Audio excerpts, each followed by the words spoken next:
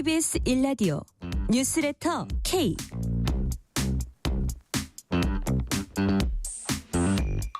안녕하세요. 뉴스레터 K 진행하는 전종철입니다. 오늘부터 7월 임시국회가 시작됐습니다. 여야 정책위 의장이 국회에서 상견례를 갖고 민생 공통공약 입법화를 위한 협의체를 신설하기로 했습니다. 하지만 방송 3법, 노란봉투법, 양곡관리법 등 쟁점 법안에 대한 여야 입장차가 커서 여야가 의미 있는 협의를 할지 아니면 민주당이 힘으로 밀어붙일지 지켜볼 대목입니다. 방송 4법은 오늘 민주당 주도로 국회 과학기술방송통신위원회 전체 회의를 통과했습니다. 이번 임시국회에선 이재명 정부의 첫 장관 후보자들 인사청문회가 차례로 열립니다. 김병기 민주당 원내대표는 정부가 제대로 일하려면 내각의 조속한 완성이 필요하다고 했고, 국민의힘은 국민검증단을 언급하면서 송곳 검증을 예고했습니다. 정치 토크 코너에서 정치 현안 자세히 분석합니다. 인터뷰 코너에선 신승관 서울대 생명과학부 교수와 함께 이른바 러브버그를 통해 본 기후와 환경 변화, 그에 따른 대응 방안을 짚어봅니다. 뉴스레터 K 지금부터 시작합니다.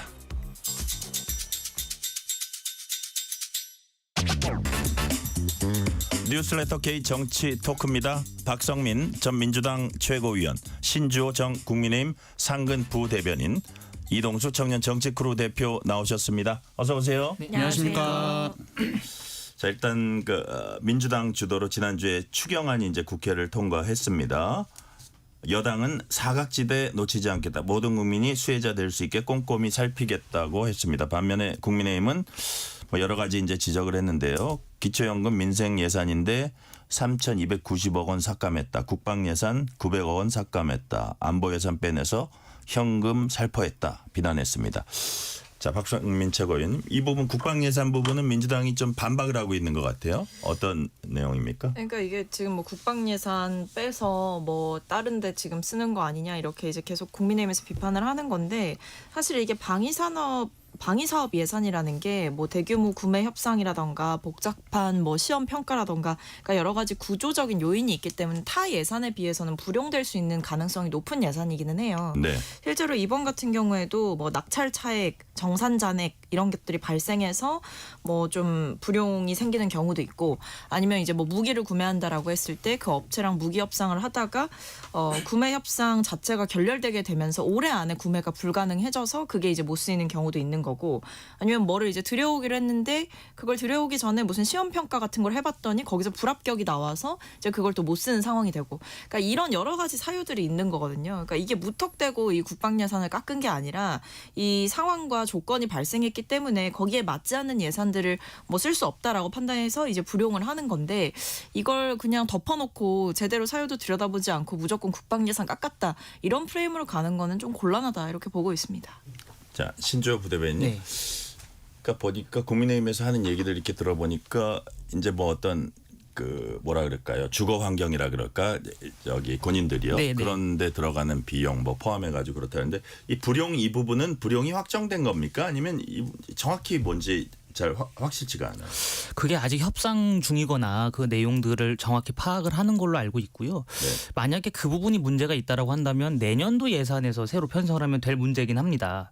그런데 간부 숙소 등 우리 군인들의 처우 개선, 복지 환경에 대한 그 장기적인 로드맵에 있어서 그것마저도 예산을 삭감했다. 이렇게 돼버리면 사실 어느 국민들이 이해를 하겠느냐. 내 자식을 군대에 보내놓은 그 부모들의 심정이 어떻겠습니까? 그 군인들의 처우 개선에 관한 예산을 깎아놓고서 민주당이 작년에 그토록 삭감해야 되고 그토록 없애야 된다고 부르짖었던 특활비는 지금 증액하자고 해서 통과가 된 거 아니겠습니까?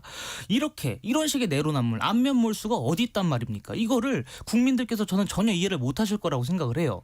그렇다라고 한다면 최소한 이 점에 있어서 민주당이, 그리고 이재명 정부가 국민들께 송구하다 이런 입장이라도 표명해야 되지 않겠습니까? 우리가 불과 7달 전입니다. 7달 전과 지금 말이 달라진 것에 대해서 국민들께 송구하다, 대신에 송구한 만큼 저희가 그 부분에 있어서 더 면밀하고 더 정확하게 사용하겠다, 이렇게 한다면 국민의힘도 반대할 만한 명분이 사라지는 겁니다. 근데 그러지가 않고 우상호 정무수석만 그냥 나와가지고 미안하다 이 한마디 하고 끝난 거거든요.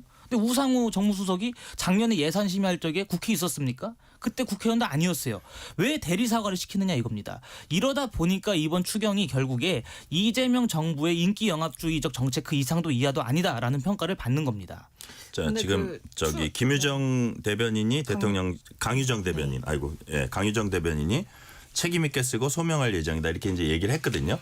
박성민 최고위원님. 그러니까 뭐 일단 예. 말씀드리기 전에 그 이제 간부 숙소 얘기해 주셨는데 네. 그 관사 및 간부 숙소 신축이 이제 불용되는 이유는 개발 제한 구역에 대한 해제가 안 이뤄지게 되면서 그게 이제 그걸 해제해야 그걸 협의를 해야 그 뒤에 지을 수 있는 건데 개발 제한 구역 해제 협의가 지연되게 되면서 불용 예산이 발생을 한 거거든요. 그러니까 이런 식으로 사유가 다 있다라는 말씀을 드리겠고 특활비와 관련해서는 뭐 여러 가지 이제 상황이 있습니다. 뭐 사실 표면적으로 보면 뭐 저번에는 다 깎더니 왜 이제 와서 다 갑자기 늘리냐라고 하실 수 있다고 전 충분히 이해하는데 당시에도 이제 특활비 예산을 무조건 다 깎겠다라는 입장이 아니라 특활비를 어디에 썼는지 혹은 어디에 쓸 건지를 정확하게 소명해라라는 게 당시 이제 예결위의 입장이었거든요. 근데 그때 뭐 대통령실이라든지 여러 권력기관들에서 제대로 된 자료를 제출하지 않았고 그래서 사실 또 그 자료를 요구했다라는 게 확실하게 증거로 남아 있는 게 경호처 같은 경우에는 당시 이제 윤석열 정부 경호처 같은 경우에는 경호처장이 직접 이 특활비 어디에 어떻게 쓸 건지를 상세하게 설명을 했고 정부 원안대로 처리를 해줬습니다. 근데 이제 대통령실이나 뭐 검찰이나 감사원이나 이런 쪽은 그러지 않았던 거고요. 그래서 이번에 이제 대통령실에서 강유정 대변인이 직접 어떤 뭐 상세하게 투명하게 설명하겠다라고 하는 것은 그동안 특활비가 일종의 뭐 쌈짓돈처럼 쓰이는 거 아니냐라는 비판과 우려를 이번 정부에서는 다른 방식으로 소명하면서 타개해 나가겠다 이렇게 보입니다. 자, 이제 소명한다는 그 얘기는 이해가 되는데 이동수 대표님. 네.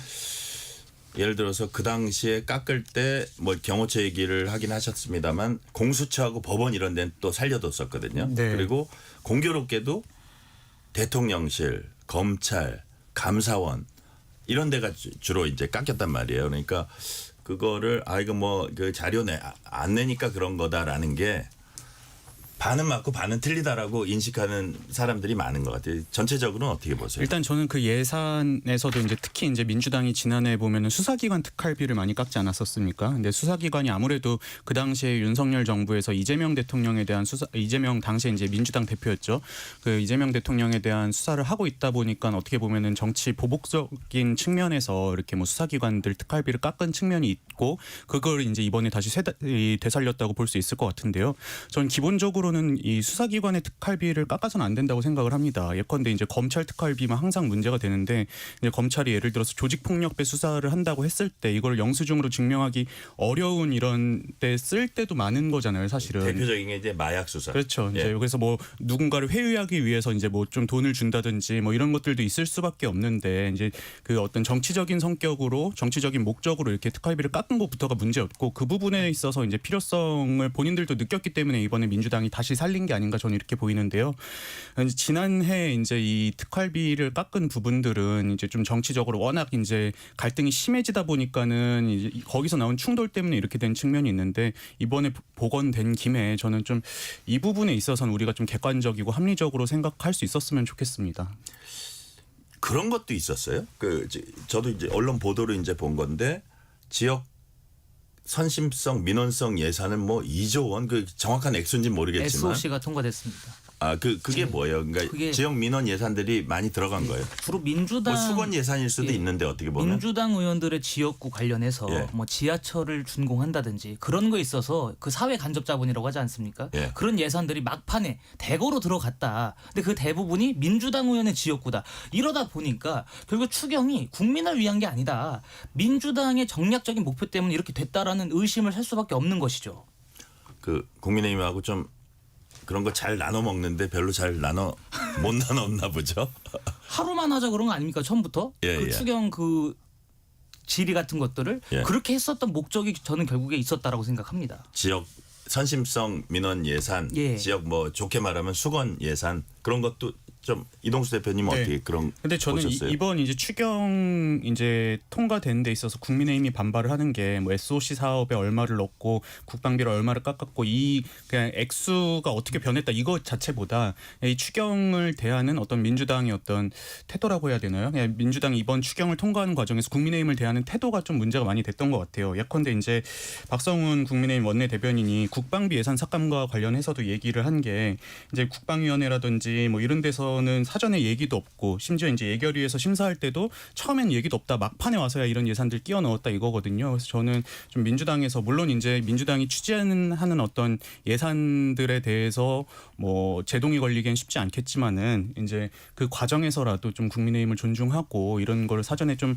합의를 하고 이랬으면 더 좋았을 것 같다는 생각이 많이 듭니다. 네. 자, 5230님이 민생회복 소비 쿠폰은 어려운 소상공인에겐 순빗소리 같은 정책이라는 생각이 듭니다. 그러나 검찰 특활비 보고는 문제가 있어 보여 과거가 되풀이된다는 생각이 듭니다. 뉴스레터 K에서 답을 찾고 싶네요. 차차 이제 얘기 나누시기로 하고요. 자, 민생회복 쿠폰에 대해서 부산 지역구 국민의힘 박수영 의원이 SNS에 당선 축하금이다. 우리 부산 시민은 25만 원 필요 없다고 글을 올렸습니다. 자, 지역 커뮤니티에서는 부산 시민한테 물어봤냐는 글들이 이제 잇따라 올라왔습니다. 그러니까 박 의원의 얘기는 지역 화폐의 경제적 효과가 매우 제한적이고 정말 경제적 효과가 그보다 훨씬 큰 산업은행 빨리 보내라 뭐 이런 취지더라고요. 신주호 부대변인 어떻게 보셨습니까? 그러니까 박수영 의원의 문제 제기의 그 자체는 저는 공감합니다. 그런데 부산 시민한테는 25만 원이 필요 없다. 이 얘기는 안 하셨어야 돼요. 이 말씀을 안 하시고 이 추경 자체가 대한민국의 경제에 과연 도움이 될 것이냐 안 될 것이냐 이 논쟁으로 갔다면 저는 박수영 의원의 말씀에 공감할 만한 국민들이 많았다고 생각합니다. 그러니까 이런 겁니다. 지금 추경을 함에 있어서 국채를 발행하지 않았습니까? 네. 근데 국채를 발행한다면 나라 빚이에요. 근데 이 나라 빚이 누구를 담보로 이 나라 빚을 발행한 거냐. 저는 결국에 저희 같은 미래 세대를 담보로 빚잔치를 하는 거라고 생각합니다. 그리고 이렇게 추경을 해서 국민들한테 돈이 살포가 됐을 적에 단기적으로는 경기 부양 효과가 있겠죠. 하지만 장기적으로 봤을 때는 우리 모두 죽는 길밖에 안 된다라는 겁니다.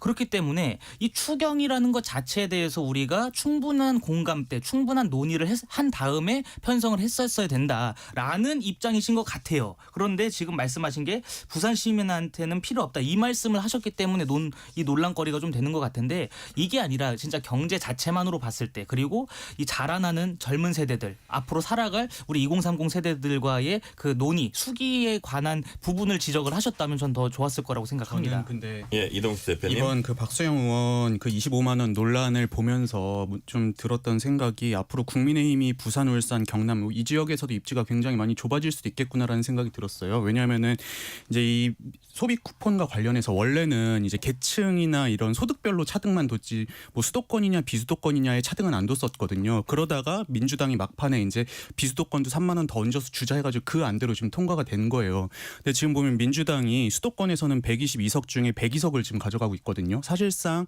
수도권 정당이라고 볼 수 있는데 반대로 이제 좀 비수도권 지역, 부울경 지역은 상대적으로 이제 좀 열세 지역인 거잖아요. 그렇다면 이제 앞으로 민주당이 이 지역 확장을 위해서 뭐 소비 쿠폰도 그렇고 앞으로 SOC 사업도 그렇고 이제 우리가 이제 뭐 과거에 이제 있었던 표현을 빌리자면 예산 폭탄을 우리가 드리겠습니다. 뭐 이런저런 사업 해드리겠습니다 할 때 국민의힘이 그거 가지고 반대하기도 쉽지 않은 상황이잖아요. 아, 왜 예산을 이렇게 허투루 쓰느냐. 왜 산업은행 저기 해수부 여기로 갖고 오느냐. 뭐 그런 반대를 하기도 쉽지 않고. 그거를 국민의힘 지역구 의원들이 반대할 수가 없는 그렇죠. 상황이죠. 예, 그래서 저는 앞으로 이제 민주당이 특히나 이제 부울경 지역에서 이제 좀 더 이렇게 지지세를 넓히겠다, 늘리겠다 해가지고 이제 이런 공약들을 막 쏟아낼 때 이 국민의힘이 이걸 어떻게 견제할까가 좀 관건이 될 것 같습니다. 자, 예, 박성민 최고위원님. 예. 일단 그러니까 실언을 하신 거죠. 왜냐하면 이제 부산 시민은 필요 없다 이렇게 얘기를 했는데 이제 지역 커뮤니티에서는 부산 시민한테 물어봤냐 이렇게 이제 되치기했다는 거 아닙니까? 오히려 이런 모습들이 결국 국민의힘 의원들이 여러 이유를 대면서 이런 민생회복 쿠폰에 대해서 비판을 하고 폄훼를 하고 하지만 저는 이게 민심이다라는 생각이 들고요. 그리고 뭐 산업은행 이전 얘기를 하시는데 본인이 3년간 여당 의원이실 때는 뭘 했나? 라는 질문을 안 할 수가 없을 것 같아요. 그래서 지금 이 박수영 의원의 그 모습을 보면서 전형적인 어떤 국민의힘 의원들의 그 기류 자체가 너무나 전형적이다. 그냥 이재명 정부가 하겠다고 하는 것들을 계속 발목을 잡고 거기에 대해서 계속 정치적인 공세를 하지만 결과적으로 거기에 대해서 국민들의 호응은 잘 얻지 못하는 그런 모습을 계속 반복해서 보여주고 있는 게 아닌가 싶습니다. 예. 이동수 대표님 참고로 말씀하세요. 이제 좀 보충 설명 하나 드리자면은 이 부산 지역에서 산업은행 이전하는 게 원래 최대 현안 중에 하나였던 건 맞는데요. 근데 이거에 대해서 국민의힘은 산업은행을 부산으로 이전해야 된다. 민주당은 조금 이제 좀 모호한 태도를 보였었어요. 이게 아무래도 이제 산업은행을 이전하는 게 뭐 수도권이나 금융권과 이해관계도 얽혀 있기 때문으로 볼 수 있는데 그 대신에 이제 민주당이 대안으로 제시를 한 게 부산을 해양 수도로 만들겠다 해가지고 뭐 해수부 이전이라든지 아니면 해사법원 설립 혹은 이제 HMM 같은 그런 이제 해운사를 또 이전하는 문제 뭐 이런 것들을 계속 제시를 하고 있거든요. 그래서 앞으로 이제 부산 지역 민심이 어떻게 변할지 지켜보는 것도 또 재밌는 포인트가 될 것 같습니다. 지금 이동수 대표님이 말한 대로 신조 부대변님, 자 해수부 오는 거 이건 부산 지역의 어떤 여러 가지 면에서 긍정적으로 작용할 수 있고 여하튼 뭐 소비 쿠폰 이거는 전국적인 거긴 하지만 또 지역을 배려하는 그런 측면도 있었고 아마 이런 것들이 계속되면 사실 부울경이 어떻게 보면 지금 선거 때마다 가장 관전 포인트 중에 하나였거든요. 네. 내년 지방선거도 지금 이제 1년도 안 남았는데 이런 부분을 좀 지금 막 혼란스러운 국민의힘 입장에서는 유심히 지켜보고 있나요? 그러니까 지금 국민의힘은 소수 야당이기 때문에 예. 국민 여론을 등에 업을 수밖에 없습니다. 저 개인적인 생각인데 국민 여론을 등에 업으려면은 네. 국민들께 솔직한 현실 직시를 시켜드릴 필요가 있어요. 이재명 정부가 지금 추경을 한 것들 그거를 위해서 국채를 편성한 거 이런 것들이 결국에 우리한테 빚으로 돌아온다. 그렇기 때문에 이 빚을 갚아나갈 미래 세대들한테 얼마나 짐을 안기는 것이냐 이렇게 하면서 국민들을 설득해 나가면 저는 오히려 국민들께 더 많은 지지를 얻을 거라고 생각을 합니다. 근데 그러한 과정이 전혀 있었다라고 하더라도 지금 약간 좀 뒤늦게 뒷북을 치고 있죠. 이렇게 하다 보면 결국에 국민의힘을 향한 그 지지보다도 민주당도 싫고 국민의힘도 싫고 이렇게 양비론적인 성향이 강해질 수밖에 없어요. 이번 대선에서 보면은 2030 젊은 세대는 이재명 후보를 지지 안 했습니다. 그렇다라고 한다면 2030의 표를 끌어올 수 있을 만한 유인이 있어야 됩니다. 그 비책이 있어야 되는데 그 비책은 뭐냐면 미래 세대들한테 짐을 지우지 않는 정당, 미래 세대들이 마음껏 뛰어놀 수 있는 나라를 만들겠다라는 포부를 밝히는 당이 되어야 됩니다. 근데 그러한 당이 되기 위해서는 이런 식의 그 어떻게 보면 강한 스피커가 필요한 것이죠.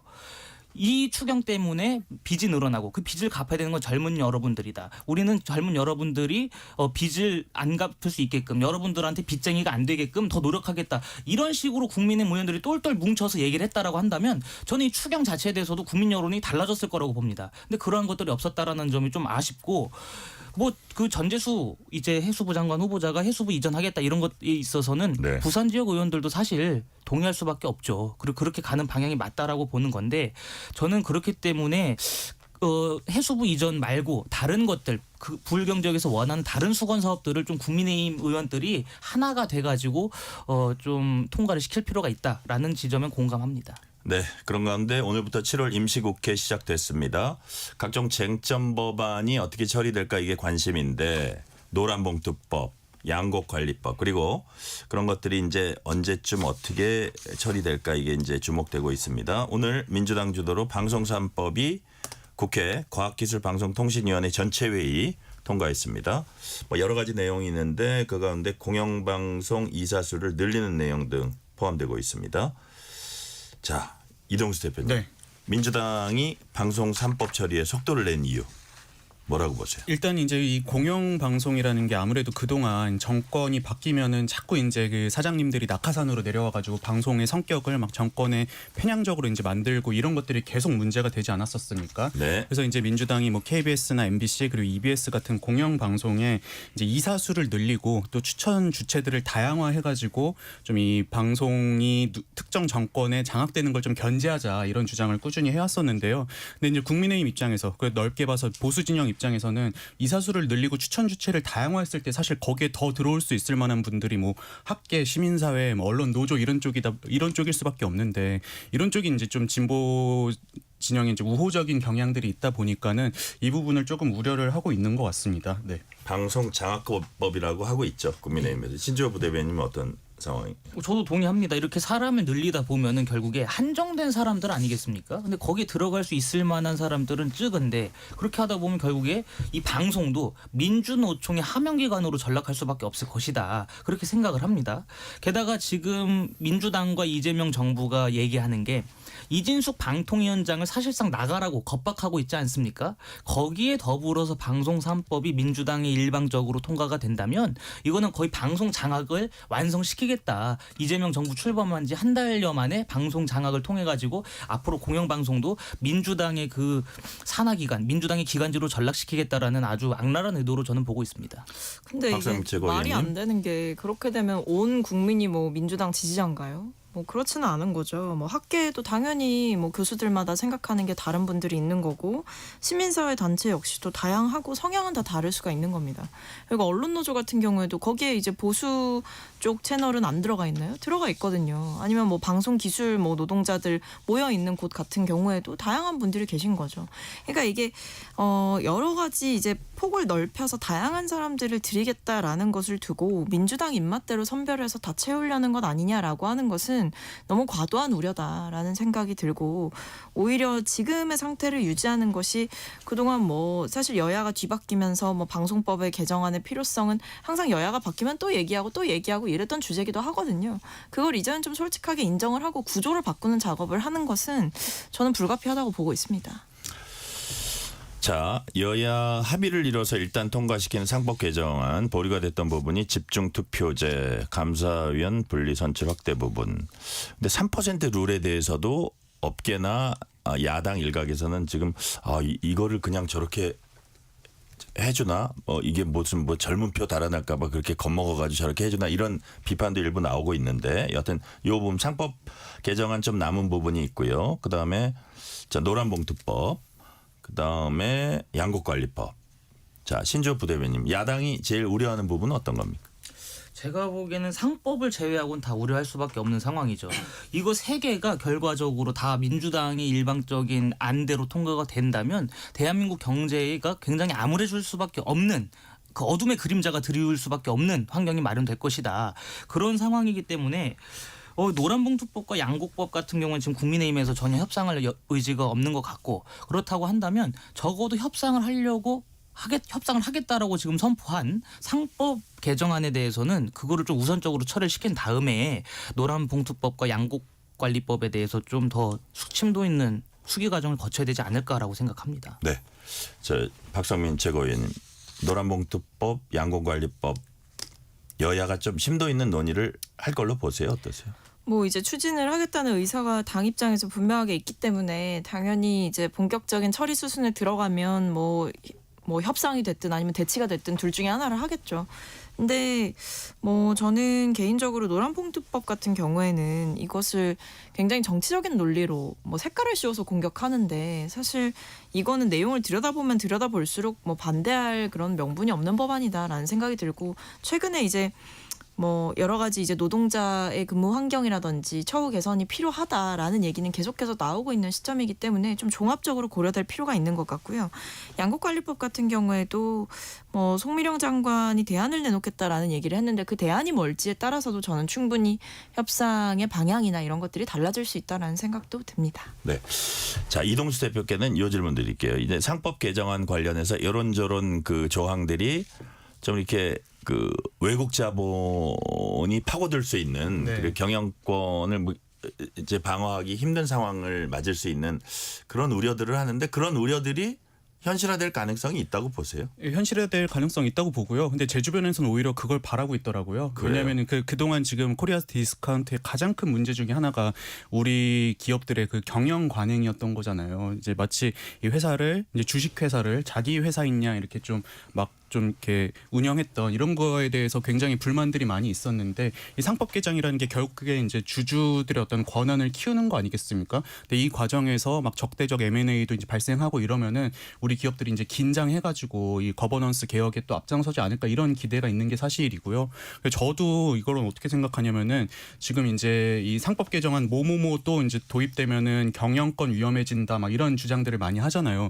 사실 경영권이 걱정이 되면은 상장을 애초에 하면 안 됐죠. 예, 근데 이제 상장하고 투자자들 돈을 그렇게 끌어가지고 이제 투자를 받았으면서 마치 회사는 자기 회사인 것처럼 이렇게 운영한 부분들 저는 좀 반드시 개선돼야 되지 않나 이렇게 생각을 합니다. 네, 김민석 국무총리가 오늘 정부 세종청사에서 취임식 가졌습니다. 김민석 총리 얘기 들어보시겠습니다. 청춘은 의분이었습니다. 삶은 곡절이었지만 축복이었습니다. 하늘과 국민이 가장 두렵고 감사하다는 것을 배웠습니다. 학생 시절에 감옥에 갇혀있던 제게 보내주신 선량하고 가난했던 눈먼 큰아버지의 편지 속 기도가 제 생각을 바꿨습니다. 제도의 변화보다 사람의 변화가 근본임을 보게 되었습니다. 민족과 세계, 이 두 마디에 평생 가슴이 뛰었고 약자의 눈으로 미래를 보려 해왔습니다. 선도하고 주도하는 대한민국을 꿈꿔왔습니다. 인생은 아름답고 역사는 발전한다는 김대중 대통령의 말씀을 떠올립니다. 자, 김민석 국무총리 얘기 보면 이게 뭐 우리가 어떻게 해서 뭘 어떻게 하고 우리 현안이 어떻고 이런 얘기가 아니고 본인이 지금까지 지내오면서 어떻게 보면 막 곡절이 많은 그 세월을 지내오면서 느낀 포부, 뭐 소회라 할까요? 그런 것들을 밝히면서 이제 취임사를 이어갔습니다. 자, 박성민 최고위원님, 어떤 국무총리가 될 것 같습니까? 뭐 새벽 총리 얘기하시잖아요. 예. 그러니까 누구보다 부지런하게 움직이겠다라는 각오가 되어 있으신 것 같고 또 대통령을 좀 든든하게 뒷받침하시겠다라는 생각이 있으신 것 같습니다. 그래서 무엇보다 지금 보면 국민들의 어떤 위기, 힘듦 이런 것들을 굉장히 강조하고 약자의 눈 이런 이야기를 많이 하시잖아요. 네. 그래서 저는 정말 꼼꼼하게 약자의 삶을 살피는 총리가 되어주시지 않을까, 또 그러기 위해서 굉장히 부지런한 총리가 되시지 않을까라는 생각이 들고, 굉장히 좀 정치 경험이 뭐 중간에 공백도 있었습니다만 어쨌든 정치 경험이 굉장히 젊은 시절부터 풍부한 분이고 우여곡절이 많았던 만큼 또 여러 가지 상황들을 대처하는 능력도 분명히 충분히 있으실 분이기 때문에 저는 유능하고 부지런한 총리가 될 것이다 이렇게 보고 있습니다. 신조 부대변님은요, 어떻게 전망하세요? 저는 개인적으로 뭐 일단 총리가 됐기 때문에 잘 되는 총리가 되시기를 바라겠습니다만은 이런 얘기들을 들으면 좀 뜬구름 잡는 얘기를 좀 안 했으면 좋겠습니다. 이런 게 사실 뭔 소용이 있나요? 우리 민생과. 그리고 본인과 관련된 여러 의혹들이 아직 청문회 과정을 통해서 명쾌하게 해명이 안 됐습니다. 그것 때문에 국민들께 심각한 우려와 걱정을 안겨드렸어요. 그렇다면 그 부분에 있어서 최소한의 송구하다. 국민과 야당이 저를 향해서 어떤 식으로 바라보시는지 그 의심 어린 시선을 잘 알고 있기 때문에 그거에 걸맞는, 그것을 벌충할 수 있게끔 제가 더 노력하겠다. 이런 식으로 겸손하게 갔었어야 되는데 이분의 지금 취임 일성을 보면은 나 잘났어 이거밖에 없는 거예요. 이렇게 돼버리면 뭐냐면 이재명 정부는 결국 국민을 업신여기는 정부가 될 것이다. 이런 식으로 우리가 인식을 할 수밖에 없습니다. 그렇기 때문에 앞으로라도 좀 겸손하게 낮은 자세로 임해야 되는데, 제가 엊그제 그 첫 국무회의에서 김민석 총리가 다른 국무위원들을 대하는 태도를 보니까 국민이 군림할 것 같아요. 윤석열 정부에서 임명된 장관들조차도 김민석 총리를 보자마자 거의 90도로 인사를 하면서 악수를 했습니다. 근데 김민석 총리는 거기에 대해서 꼿꼿이 악수를 받아요. 이렇게 돼버리면 결국에 민주당이 인선한, 그러니까 이재명 대통령이죠. 이재명 대통령이 인선한 장관들이 내각에 포진한다면 그 장관들이 김민석 총리한테 쓴소리 할 수 있겠습니까? 없을 거예요. 결국에 국무회의를 다 잡는 그런 군기반장이 될 것이다. 그런 면에 있어서 굉장히 국민들께서 우려를 하고 계신다. 이 점을 좀 알았으면 좋겠습니다. 이동수 대표님. 네. 이분이 이제 2002년에 30대 민주당에서 공천 받아가지고 서울시장 후보로 나왔었다가 이제 그해 말에 이제 노무현 전 대통령이 아니라 정몽준 후보로 갈아타가지고 한 10몇 년을 고생하셨던 거잖아요. 그러고 나서 이제 뭐 10한 8년인가요? 이후에 이제 다시 국회로 들어오셔가지고 국무총리까지 가셨는데 이제 좀 그 오랜 이 정치 경력에 비해서는 이제 그동안 정치적 역량이라든지 본인이 뭘 위해서 정치하겠다 이런 아젠다를 좀 보여주시지 못했던 것 같아요. 근데 이제 저는 이제 국무총리 되신 만큼 이 부분에서 이제 본인이 좀 추구하고자 했던 어떤 방향성 확실하게 좀 보여주셨으면 좋겠고요. 그리고 제가 이제 모 부처 이제 이 공무원 분한테 이제 얘기를 들었는데 제가 이제 이렇게 물어봤어요. 장관들 정치인이 막 장관 오면 별로 안 좋지 않냐, 전문성도 결여되고 이랬더니 오히려 이제 차라리 힘 있는 사람이 와가지고 좀 이렇게 본인들 부처 어떤 현안 해결해주고 이런 걸 훨씬 선호한다는 의견도 있더라고요. 근데 이제 그동안 보면은 이제 국무총리를 뭐 정치인들도 많이 됐었지만 관료도 있었고 막 이랬는데 오랜만에 다시 또 이제 정치인 출신이 국무총리가 된 거잖아요. 좀 우리나라 이제 좀 이 여러 부처의 어떤 현안들 현명하게 좀 이렇게 조율을 해 나가 주셨으면 좋겠습니다. 실시간 교통 상황 알아보겠습니다. 라디오 교통정보센터 유하영 리포터 나와주세요.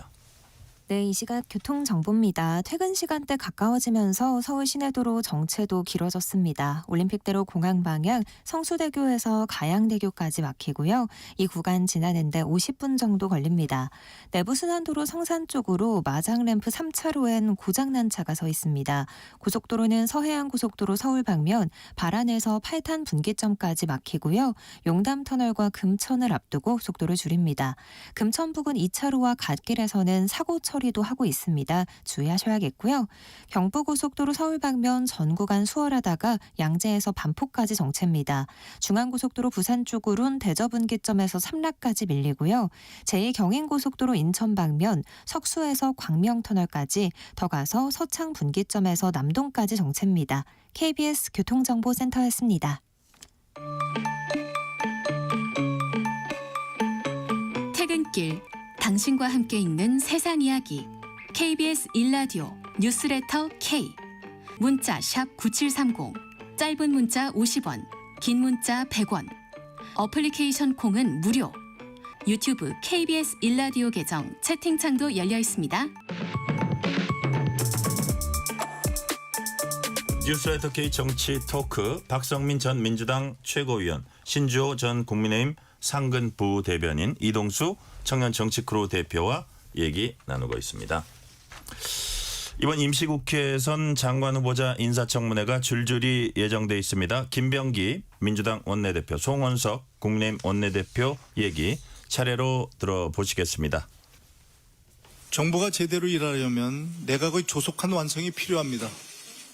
7월 국회에서 국무위원 인사청문회를 일정대로 차질 없이 진행하도록 하겠습니다.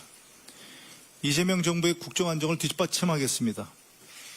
때와 조건을 따지며 시간을 지체하지 않겠습니다. 당장 할 수 있는 일, 국민께서 꼭 필요하다고 말씀하시는 일이라면 주저없이 행동하겠습니다. 부모가 아파트를 사주면 신분이 고착화된다고 강연에서 말한 지 1년도 채 되지 않아 아들의 아파트 매입을 도와준 외교부 장관 후보자 조현, 근로계약서도 쓰지 않고 5곳에서 겹치기 근무를 했던 국가보훈부 장관 후보자 권오월, 온 가족이 태양광 사업에 얽혀 있으면서 태양광 사업 지원 법안을 연달아 발의했던 통일부 장관 후보자 정동영, 제자 논문 가로채기에 논문 중복 게재까지 연구 윤리를 잇따라 파괴한 교육부 장관 후보자 이진숙, 변전충 내각의 추악한 민낯이 국민 앞에 고스란히 드러나고 있습니다. 자, 지금 두 원내대표 얘기 들어봤습니다. 자, 신주호 부대변인, 네. 이게 여러 명 이제 얘기를 했는데 보시기에 이분이 좀 대표적으로 좀 문제가 될 수 있겠다. 이렇게 좀 뭐라 그럴까요? 국민의힘이 주목해서 보고 있는 분들은 어떤 분들이 있어요? 제가 보기에 절대 임명해서는 안 되는 분이 2명 계십니다. 정은경 보건복지부 장관 후보자랑 이진숙 교육부 장관 후보자입니다. 정은경 후보자 둘 다 여성이시네. 그거하고는 상관없는 상관없습니다. 거죠? 예. 근데 정은경 후보자 같은 경우에는 국민들한테는 고통을 감내해달라고 호소를 하면서 뒤로는 그 방역산업과 관련된 것들로부터 이익을 챙긴 아주 명확한 이해 충돌의 여지가 있는 것이고 또 이렇게 이중적이고 위선적인 행태를 저질렀기 때문에 국민 상식에 절대 부합할 수가 없다. 그리고 이진숙 교육부 장관 후보자는 논문 표절만 해도 문제가 되는 겁니다. 사실. 그런데 논문 표절도 그냥 표절이 아니에요. 자신의 제자의 논문을 표절한 겁니다. 아니 이런 스승이 어디 있습니까? 결국에 자기가 후학을 양성하는 것도 내 미래를 위해서 후학을 양성한 것밖에 더 되겠습니까? 그러니까 스승으로서의 본연의 임무를 다한 것이 아니라 오로지 제자들이고 뭐 학교고 뭐고 다 내 장래만 위해서 나의 앞길을 위해서 나의 출세를 위해서 이용한 아주 후한무치하고 아주 굉장히 그 저열한 행태를 벌였기 때문에 이 두 분만큼은 절대로 이재명 정부가 임명을 해서는 안 된다. 그것도 있던데 제자를 자신의 실험에 이용했다는 것도 있죠. 예. 시각 뭐 그런 건가요? 예. 그러니까 그거는 뭐 제자의 동의를 받았다라고는 하지만 연구윤리상 굉장히 좀 위반되지 않겠습니까? 아니 그 대학원 조교가 내 지도 교수가 이렇게 해달라고 부탁을 했는데 거기서 저 싫습니다 교수님 이럴 만한 대학원 조교가 어디가 있습니까? 그러니까 위력을 행사한 거죠 거기에 있어서도. 그렇기 때문에 두 분 중에서도 특히 이진숙 후보자만큼은 절대로 돼선 안 된다. 그렇게 생각합니다. 박성민 최고위원님, 그 정은경 후보자는 이게 언론에 좀 이렇게 잘못 나와 있는 것들이 많다. 배우자의 주식 거래 관련해서 이제 그렇게 얘기를 했죠. 예. 그렇다면 좀 해명이 될 걸로 보고 있습니까? 뭐 지금 사실 주요 후보자들이 다 청문회에서 정확하게 소상하게 해명하겠다라고 이야기를 하고 있는 상황이고 방금 말씀해주신 대로 정은경 후보자 같은 경우에도 언론에 나온 얘기 중에 사실이 아닌 것이 많다라고 이야기를 하기도 했습니다. 그래서 저는 조금 지켜보시면 청문회 과정에서 뭐 주식 같은 경우에는 더더욱 좀 뭐 거래 내역이 있고 자료가 남아 있고 이렇다 보니까 좀 더 객관적인 자료로 확실하게 소명할 수 있지 않을까라는 기대를 해볼 수 있을 것 같거든요. 네네. 그래서 좀 지켜봐 주시면 될 것 같다라는 말씀을 드리고 그 외에 이제 후보자들과 관련해서 제기되는 의혹도 아직은 의혹 단계이기 때문에 이게 청문회 과정에서 사실이 아닌 것과 사실인 것들은 구별이 될 것이다 이렇게 봐주시면 되겠습니다. 이 정은경 후보자 이제 남편 주식 문제 같은 경우에는 이제 핵심은 그거잖아요. 정은경 후보자가 과거에 이제 코로나 시절에 질병관리청장으로 코로나 대응의 총사령관 역할을 하고 있는데 이 남편이 그 옆에서 이제 손소독제나 마스크 업체 주식 사가지고 돈 버는 게 말이 되냐 이건데, 근데 저는 요거는 앞뒤 관계가 어떻게 되느냐에 따라 좀 달라질 수 있다고 봅니다. 예, 그러니까는 사실 코로나 시기에 뭐 손소독제 주식 사가지고 테마주 사서 돈 벌고 이거는 사실 저 같은 일반인들도 많이 했던 거잖아요. 그러니까는 이게 이제 그냥 뭐 이 배우자와 별개로 그 남편분께서 그냥 이제 자신이 이제 주식 투자하듯이 주식을 투자했다면 문제는 안 될 것 같은데, 만약에 그거를 이제 정은경 후보자가 이런 발표를 할 거라는 걸 사전에 알고서 이제 샀다면은 또 문제가 될 수 있다고 보거든요. 그래서 저는 청문회 과정에서 이제 정은경 후보자의 어떤 발언이나 행적 그리고 이제 주식 매입이 이제 언제 이루어졌는지 이런 것들만 소상히 좀 증명만 된다면은 뭐 문제가 더 커질 수 또 있겠지만 더 이제 사그라들 수도 있지 않나 이렇게 보고 있습니다. 이동수 대표님 말씀하신 김에 하나 더 여쭤볼게요. 이제 장관 후보자들이 뭐 이게 의혹이 제기되고 하면 저거는 그냥 간단히 이렇게 언론 통해서 해명하면 될 것 같은데 거의 천편일률적으로 청문회에서 소명하겠다. 이유가 있을까요? 그게 이제 저 같은 국민 입장에서는 사실 이제 이런 논란이 터졌을 때 그때 해명해 주면은 뭐 제일 좋을 것 같아요. 보기도 좋을 것 같고. 근데 이제 후보자들 입장에서는 의혹 하나가 터졌을 때 그거에 대해서 이제 빨리 해명을 해버리면은 또 그 다음 추가적인 이제 의혹들이 제기가 될 수 있는 거잖아요. 꼬리를 물 수 있다. 예컨대 이제 2015년에 이 박근혜 정부에서 국무총리 이제 당시 고 이완구 총리 후보자를 이제 지명을 했을 때 이완구 총리 후보자가 그 당시에 이제 뭐 병역 기피 의혹이나 이런 것들이 쭉 있었거든요. 근데 이제 이분이 또 정치를 오래 하셨던 분이다 보니까는 논란이 터졌을 때 바로바로 이렇게 해명을 했어요. 그랬더니 또 그때 나온 비판이 무슨 자판기냐고 어떻게 하나 누르면 하나가 나오냐 이런 식으로 이제 비판을 많이 했었거든요. 아마 이제 후보자들 입장에서는 이제 의혹이 계속 제기가 돼도 모아놨다가 청문회 날 이제 한꺼번에 해명을 하는 게 또 논란을 줄일 수 있는 방법이 있기 때문에 그렇게 하지 않나 이렇게 생각이 됩니다. 네. 자, 이번에 국민의힘으로 한번 가보겠습니다. 오늘이 혁신이 출범 예정일이었습니다. 근데 바로 그날 오늘이죠. 안철수 의원이 돌연 혁신위원장직에서 사퇴하겠다고 밝히고 동시에 전당대회 출마를 선언했습니다. 자, 우선 안철수 의원의 목소리 들어보시겠습니다. 목숨이 위태로운 환자의 수술 동의서에 끝까지 서명하지 않는 안일한 사람들을 지켜보며 참담함을 넘어 깊은 자괴감을 느꼈습니다. 그렇다면 메스가 아니라 직접 칼을 들겠습니다. 당대표가 되어 단호하고도 강력한 혁신을 직접 추진하겠습니다. 도려낼 것은 도려내고 잘라낼 것은 과감히 잘라내겠습니다. 우리 당을 반드시 살려내고 여당의 폭주를 막아 내년 지방선거를 잘 치르고 다음 총선의 교두보를 만들겠습니다. 무엇보다도 윤석열 전 대통령 부부와 완전히 절연하고 비상식과 불공정의 시대를 끝내겠습니다. 자, 신조 부대변님. 네. 자, 합의되지 않은 인사를 통과시키겠다는 문자 비대위로부터 받았다. 이게 보니까 혁신위원 구성 놓고 이제 비대위원장과 혁신위원장 간에 이견이 있지 않았나 이거를 볼 수 있는 읽을 수 있는 대목인데 자, 혁신위원장으로 사퇴하게 된 경위 좀 어떤 과정이 있었을 것 같아요. 어떻게 파악하고 계세요? 그러니까 제가 좀 알아봤는데 네. 이 송원석 비대위원장이 애초에 안철수 의원한테 모든 권한을 주겠다 이런 식으로 말씀을 안 한 걸로 전 들었습니다. 근데 그런 상황에서 이제 안철수 의원은 나한테 모든 권한을 줬으니까 내가 하고 싶은 대로 하겠다 이렇게 된 거라고 전 들었어요. 제가 듣기로는. 근데 그러한 상황에서 이제 혁신위원을 놓고 좀 이렇게 이견이 있을 거 아니겠습니까? 근데 그러한 과정 속에서 안철수 의원이 혁신위원 인선 말고도 다른 몇 가지들을 이제 송원석 비대위원장한테 제안을 했고 이거를 받아줘야지 우리가 혁신의 시발점이 된다 이렇게 얘기를 했는데 그거에 있어서도 약간 좀 난색을 표하니까 그러면은 나보고 뭘 하라는 거냐 일단 첫 번째가 그렇게 된 것이고 네. 근데 그러한 상황에서 지금 혁신위원 인선 자체도 안철수 혁신위원장 그러니까 전 혁신위원장이죠 안철수 전 혁신위원장이 이렇게 하려고 했었던 분들로 완성된 진용을 꾸리지가 못해서 원래 저희가 6분이었거든요 혁신위원이. 근데 오늘 5분을 발표를 했습니다.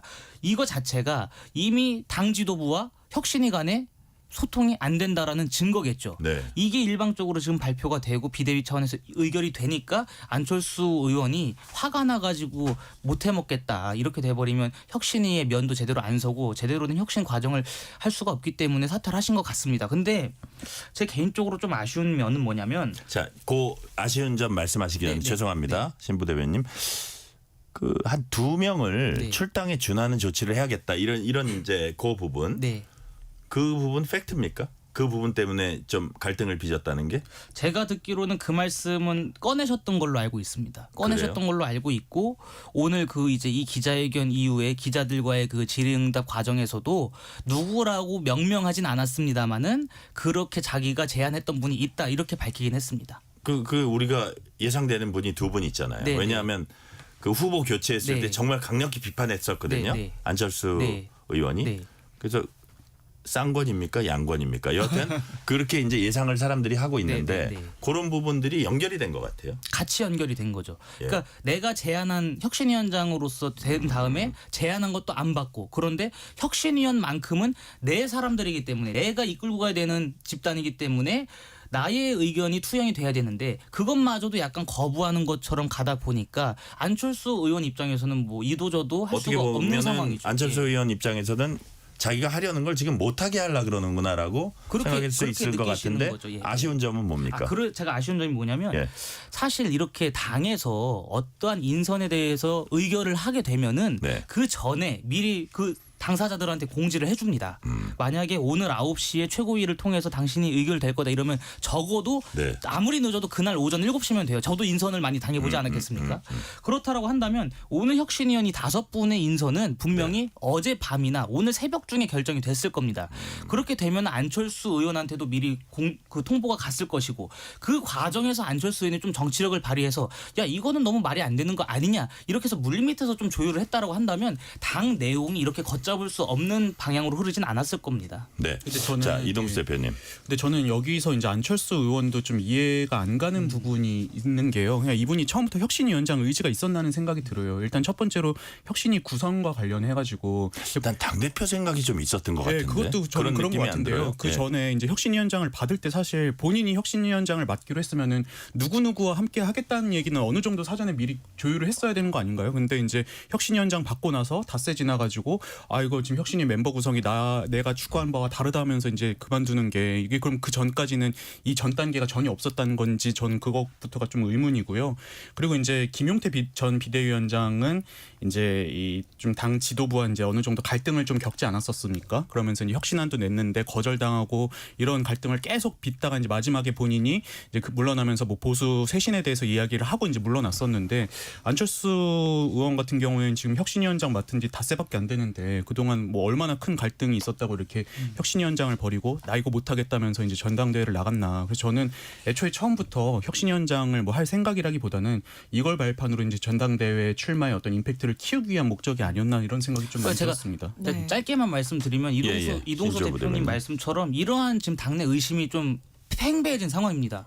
혁신위원장을 진짜 할 생각이 없었고 혁신위원장 그 제안에 대해서 수락한 것 자체로 명분을 쌓기 위한 과정이 아니었겠느냐. 그렇게 해서 결국에 안철수 의원이 목표한 것은 혁신 전대를 치러가지고 자기가 혁신형 당대표가 되려고 했던 것 아니냐. 이런 지금 의심이 점점 늘어나고 있는 상황이긴 네. 합니다. 근데 그럼에도 불구하고 이건 저희의 추측입니다. 사실과 다를 수도 예, 있고. 예, 박성민 최고위원님. 근데 더더욱 그런 생각을 했다면, 그러니까 혁신위원장을 애초에 잘 할 생각이 없었고 이걸 출마의 명분으로 삼으려고 했다라고 한다면 그건 사실 더 이해가 안 되는 대목이 있어요. 왜냐하면 안철수 의원의 당대표 출마가 약간 점쳐졌던 이유는 갈 곳 없는 친윤계의 마음을 사로잡은 것 아니냐. 안철수 의원이 뭐 김문수 후보를 적극적으로 돕고 하는 과정에서 김문수 후보한테는 단일화 뭐 하겠다는 약속으로 친윤들은 이미 배신을 당했지만 그 뒤에 안철수 의원의 행동을 보면서 약간 괜찮은데라는 생각을 했다라는 얘기가 파다했거든요.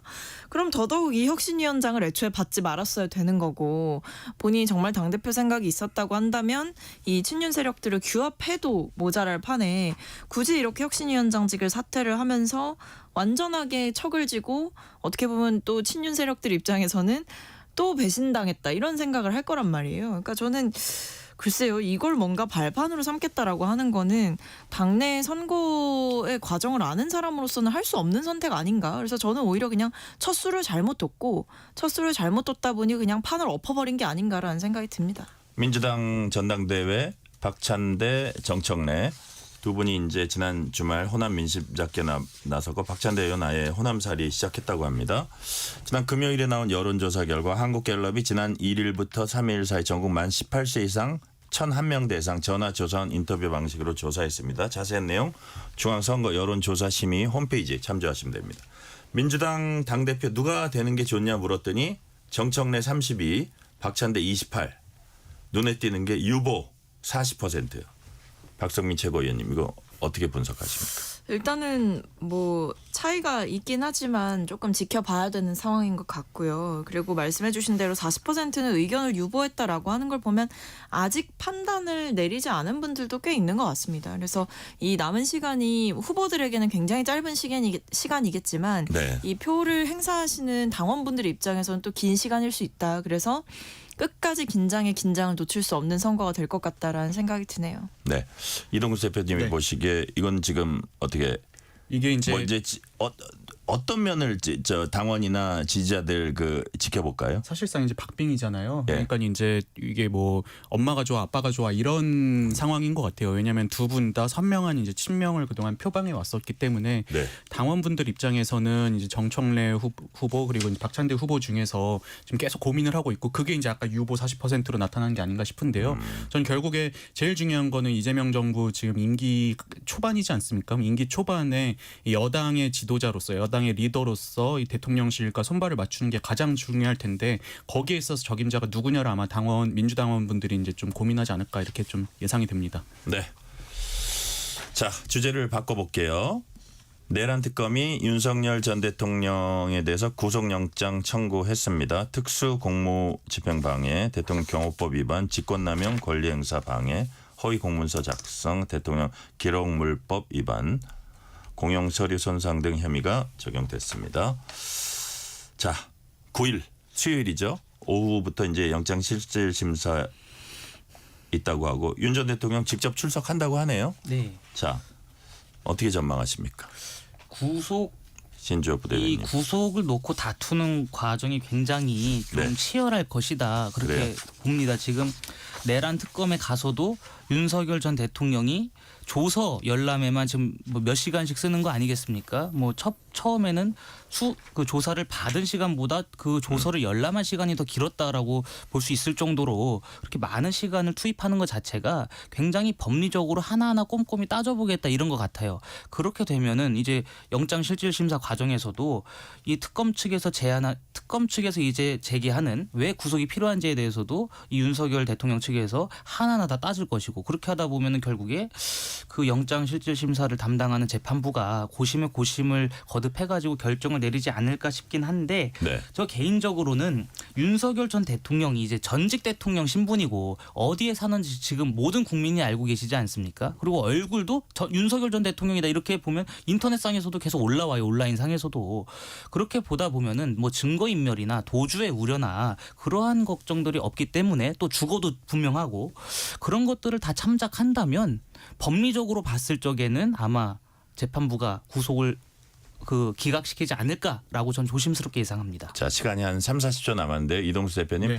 아무래도 증거인멸이나 이쪽을 내란 특검 쪽은 좀 강조하려고 그러지 않을까요? 네, 그럴 것 같습니다. 심사에서? 아무래도 이제 윤석열 전 대통령 같은 경우에는 이 지난 12월에도 보면은 이제 계엄 이후에 이 내란죄 관련해서 수사가 시작되니까는 경호처에 이제 비화폰 삭제 지시 이런 것들 내렸다는 증언이 지금 계속 나오고 있는 상황이고 무엇보다 현재 이제 피의자 이런 그 피의자나 참고인들 조사를 할 때 윤석열 전 대통령 측과 이제 접촉 여부에 따라서 증언들이 계속 달라지고 있다고 해요. 네네. 이런 점 때문에라도 아마 구속이 되지 않을까 이렇게 전망하고 있습니다. 자, 기각, 인용.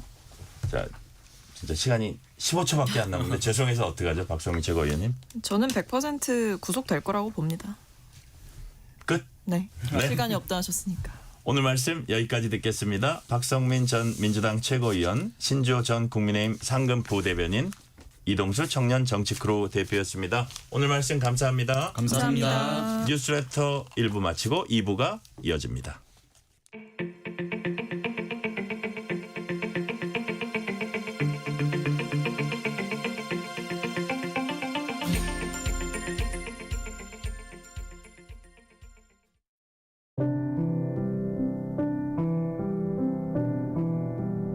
KBS 라디오 연중기획 희망충전 대한민국 646번째 이야기.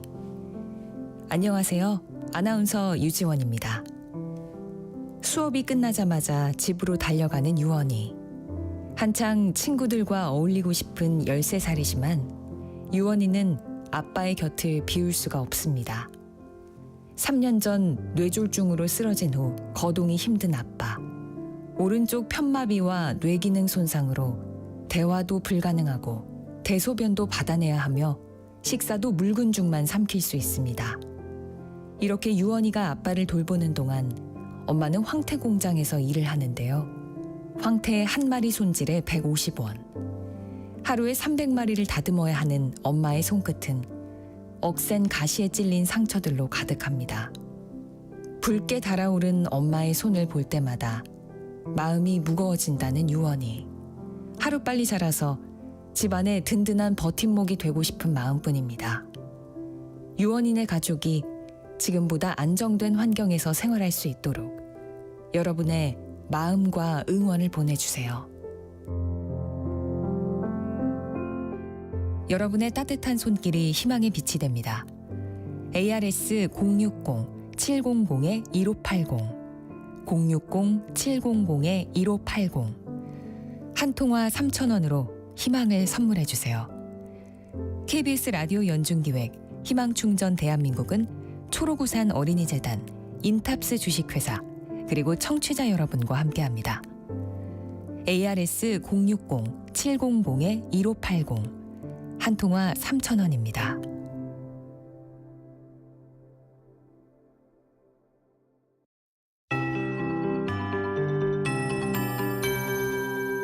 KBS 58분 날씨. 사우나 안에 갇힌 것 같습니다. 체감온도 33도 이상의 폭염이 이어지고 있습니다. 서울의 낮 최고 기온 33.2도, 경남 밀양은 39.2도까지 올랐습니다. 오전에 서울에는 올해 첫 폭염 경보도 발효됐습니다. 그 밖에 수도권 대부분 지역을 비롯한 전국 곳곳에 폭염 경보가 확대되면서 이제는 동해안 지역을 제외한 전국 대부분 지역에서 폭염 경보가 발효 중입니다. 그동안 남서풍이 불어오면서 동해안 지역의 낮 기온이 40도에 육박하기도 했는데요. 내일부터는 바람의 방향이 동풍으로 바뀌면서 내일 강릉의 낮 기온 30도로 동해안 지역은 기온이 낮아져 폭염특보가 완화되거나 해제될 가능성이 있겠습니다.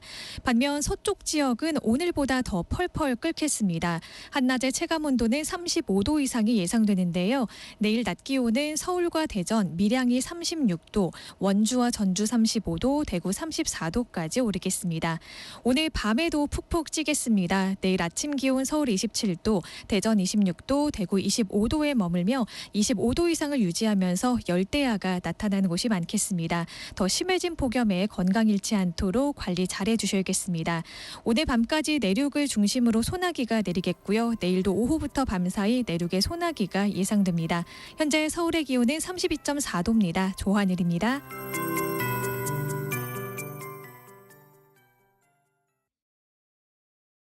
정성을 다하는 국민의 방송 KBS가 6시를 알려드립니다.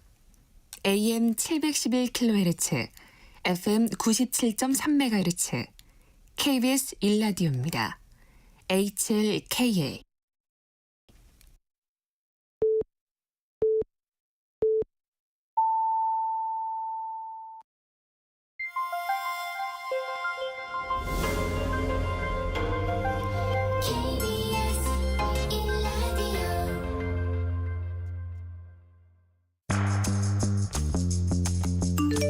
여러분은 지금 퇴근길 시사편지 한 장, KBS 1라디오 뉴스레터 K를 듣고 계십니다.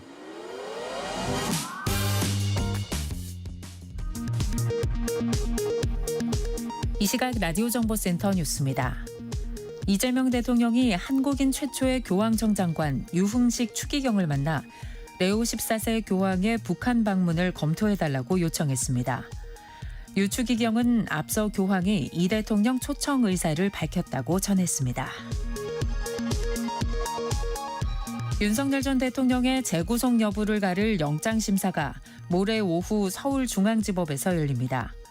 특검이 청구한 구속영장엔 한덕수 전 총리가 공범으로 적시됐습니다. 노상원 전 국군정보사령관의 재구속 여부는 이르면 오늘 결정됩니다. 순직 해병 특검이 VIP 경로서를 전달받은 것으로 지목된 김계환 전 해병대 사령관을 피의자 신분으로 소환했습니다. 김건희 특검은 삼부 토건 주가 조작 의혹과 관련해 유라시아 경제인협회 임원을 소환했습니다. 더불어민주당이 윤석열 정부 당시 검찰의 조작 수사 의혹을 규명하기 위한 조작 기소 대응 태스크포스를 발족했습니다. 국민의힘 안철수 의원은 날치기 혁신위를 거부한다며 당 혁신위원장직을 사퇴하고 당대표 출마를 선언했습니다. 공영방송 지배구조를 바꾸는 내용의 방송 3법이 민주당 주도로 오늘 국회 과학기술정보방송통신위원회 전체 회의를 통과했습니다. 지금까지 라디오 정보센터 뉴스 펜유이였습니다.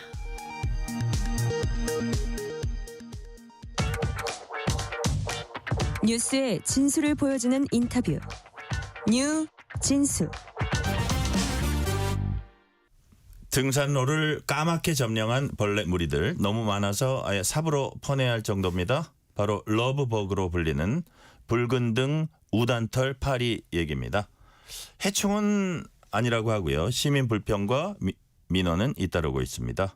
해마다 반복되는 러브버그의 습격, 기후변화의 결과물인지 근본적 대책이 있는지 신승관 서울대 생명과학부 교수와 얘기 나눠보겠습니다. 신승관 교수님 어서 오세요. 네, 안녕하세요.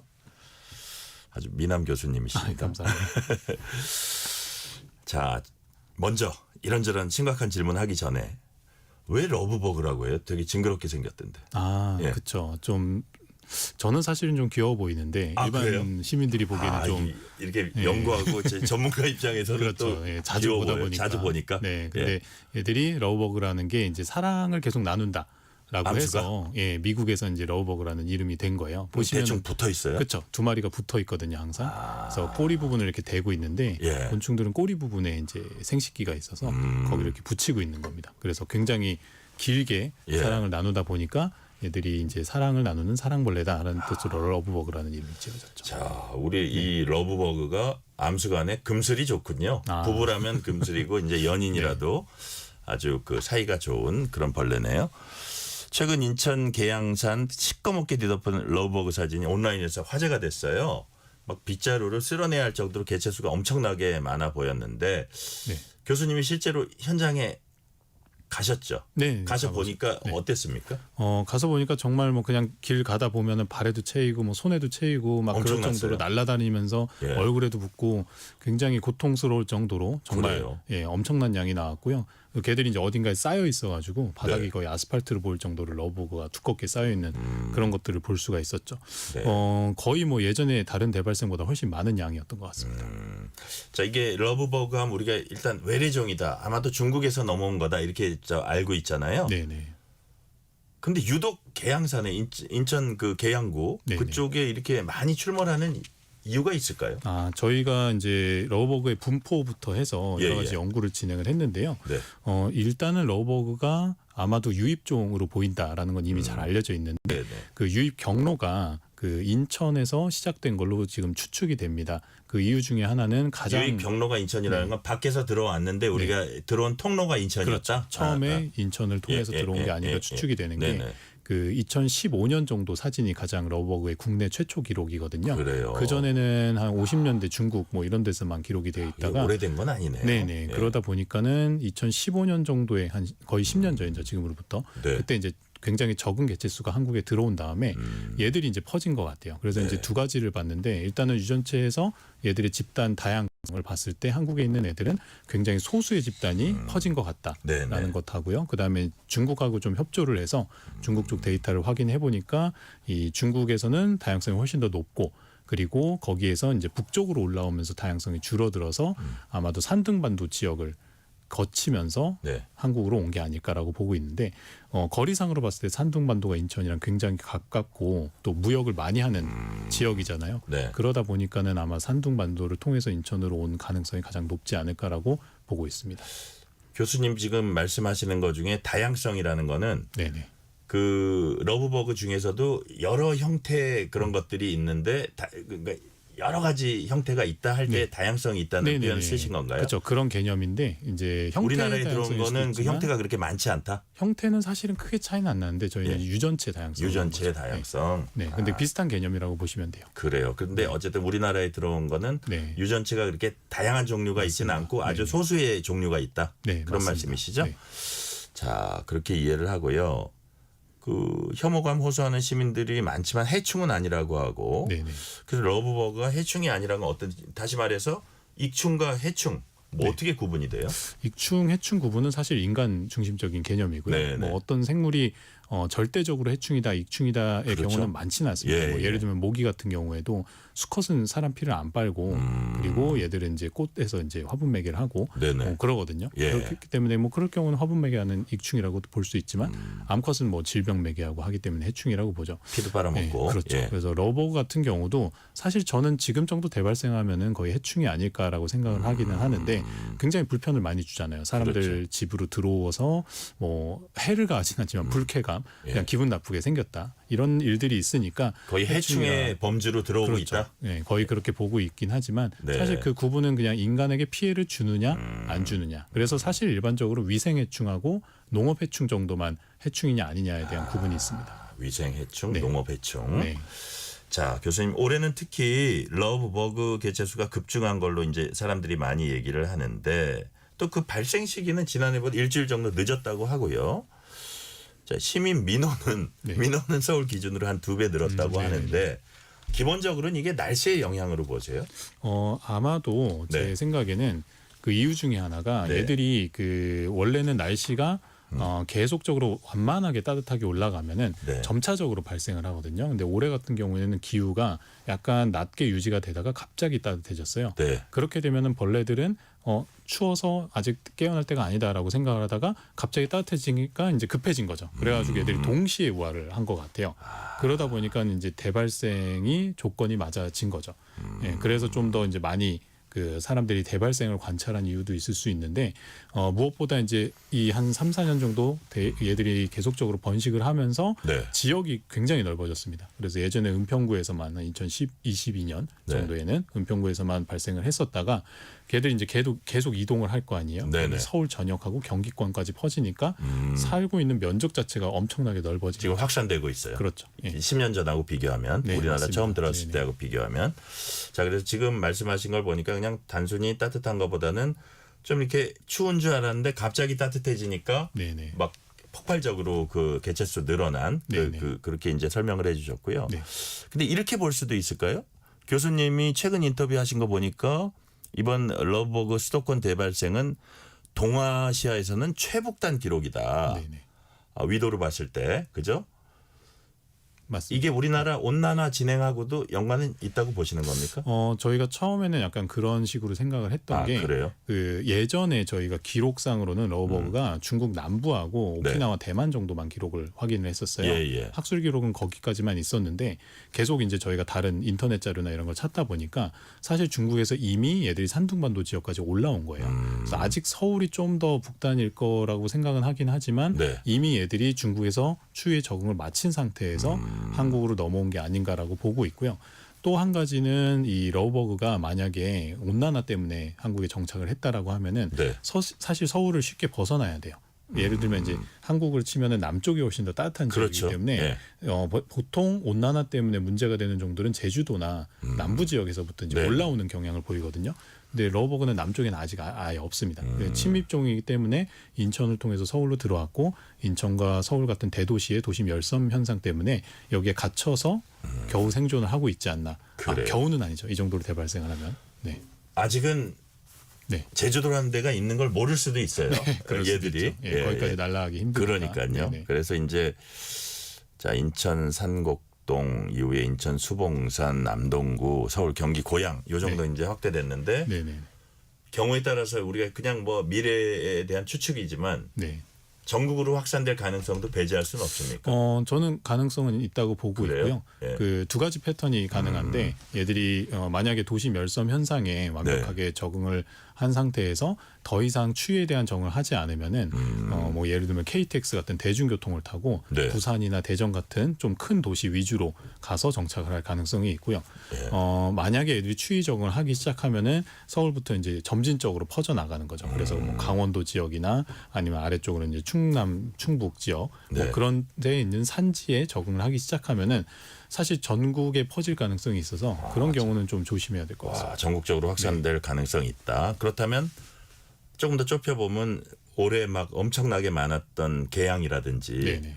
서울 일부 지역이라든지 이런 데는 내년에도 또 반복될 가능성은 충분히 있는 거네요. 거기는 분명히 반복될 것 같습니다. 그렇죠. 예, 은평구도 지금 계속 반복이 되고 있고요. 아, 그래요? 네, 보통 생태계가 적응하는 데는 좀 시간이 걸리기 때문에 네. 은평은 조금 줄었다고 얘기는 하긴 하거든요. 하지만 저희가 이제 조사를 해봤을 때는 아직도 꽤 많이 나오고 있습니다. 그래요. 네.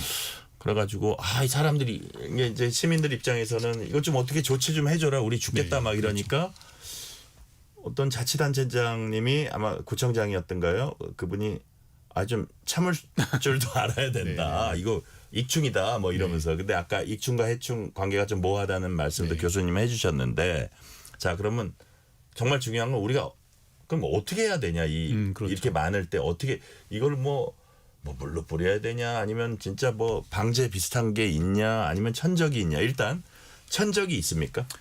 천적은 사실 얘들이 네. 그 보시면 굉장히 만만하잖아요. 잘 안 네네. 움직이고 날지도 못하고 날긴 하지만 굉장히 느리게 날고 그러다 보니까는 먹히기 굉장히 좋은 조건을 가지고 있거든요. 뭔가 있을 것 같아요. 네, 천적이. 그래서 저희가 관찰해 보면은 네. 뭐 새들이나 아니면 다른 뭐 사막이나 그런 포식성 곤충이나 절지동물들이 잘 먹기는 하는데 가끔 먹다가 뱉는 애들도 있기는 해요.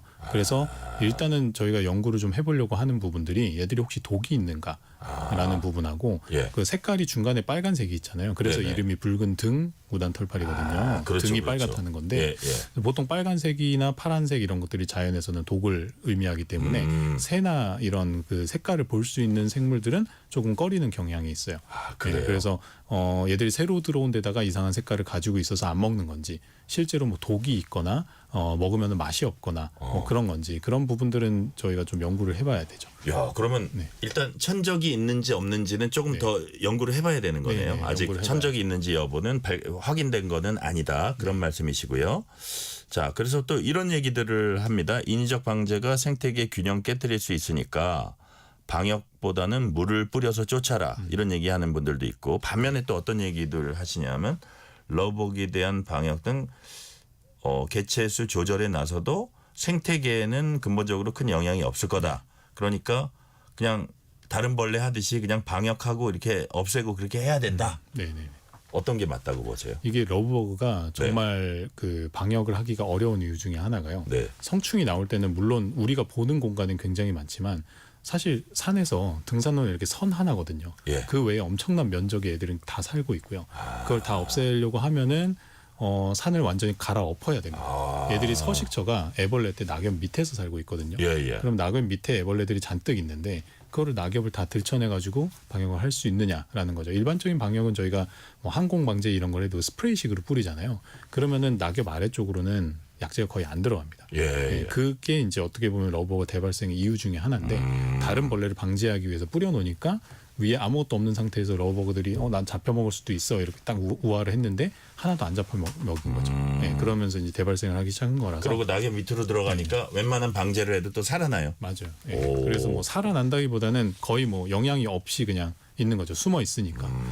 그런 부분들이 가장 문제고 네. 거기다가 저희가 지금 유전체 연구를 하는 거에서 보면 살충제 저항성이 있을 가능성도 있어서 네. 오히려 얘를 죽이려고 약을 뿌렸는데 나는 저항성이 있고 다른 애들이 다 죽는 거죠.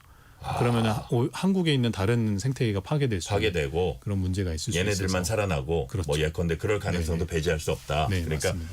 우리가 기존에 어떤 벌레들을 잡기 위한 그 방제는 러브버그에 대해서는 그 광범위한 면적이나 아니면 그 밑에 낙엽 밑에 저기 서식하는 그런 서식의 특성이나 이런 걸로 볼 때 섣불리 할 상황은 지금 현재로서는 아니다. 네, 맞습니다. 그래요? 그거를 이제 확인을 하고 어떤 약재에 민감한지 이걸 어느 정도 양을 뿌려야 되는지 그런 것들이 농업 생태에선 굉장히 잘 되어 있거든요. 네. 그래서 농업 해충을 죽이는 데는 정확한 매뉴얼이 있는데 러브버그는 그런 매뉴얼이 아직 전혀 그러니까요. 없어요. 그래서 그런 것에 대한 연구가 되고 그 다음에 환경에 대한 영향 평가도 할 수 있는 상태에서 방제를 해야지 지금처럼 무분별하게 그냥 귀찮으니까 없애줘 이렇게 했을 때는 오히려 다른 생물한테 굉장히 많은 영향을 줘서 그것이 생태계에 악영향을 끼칠 수 있다. 맞습니다. 그런 말씀이시고 그러면 여기 이 대목에서 궁금한 게 이거예요.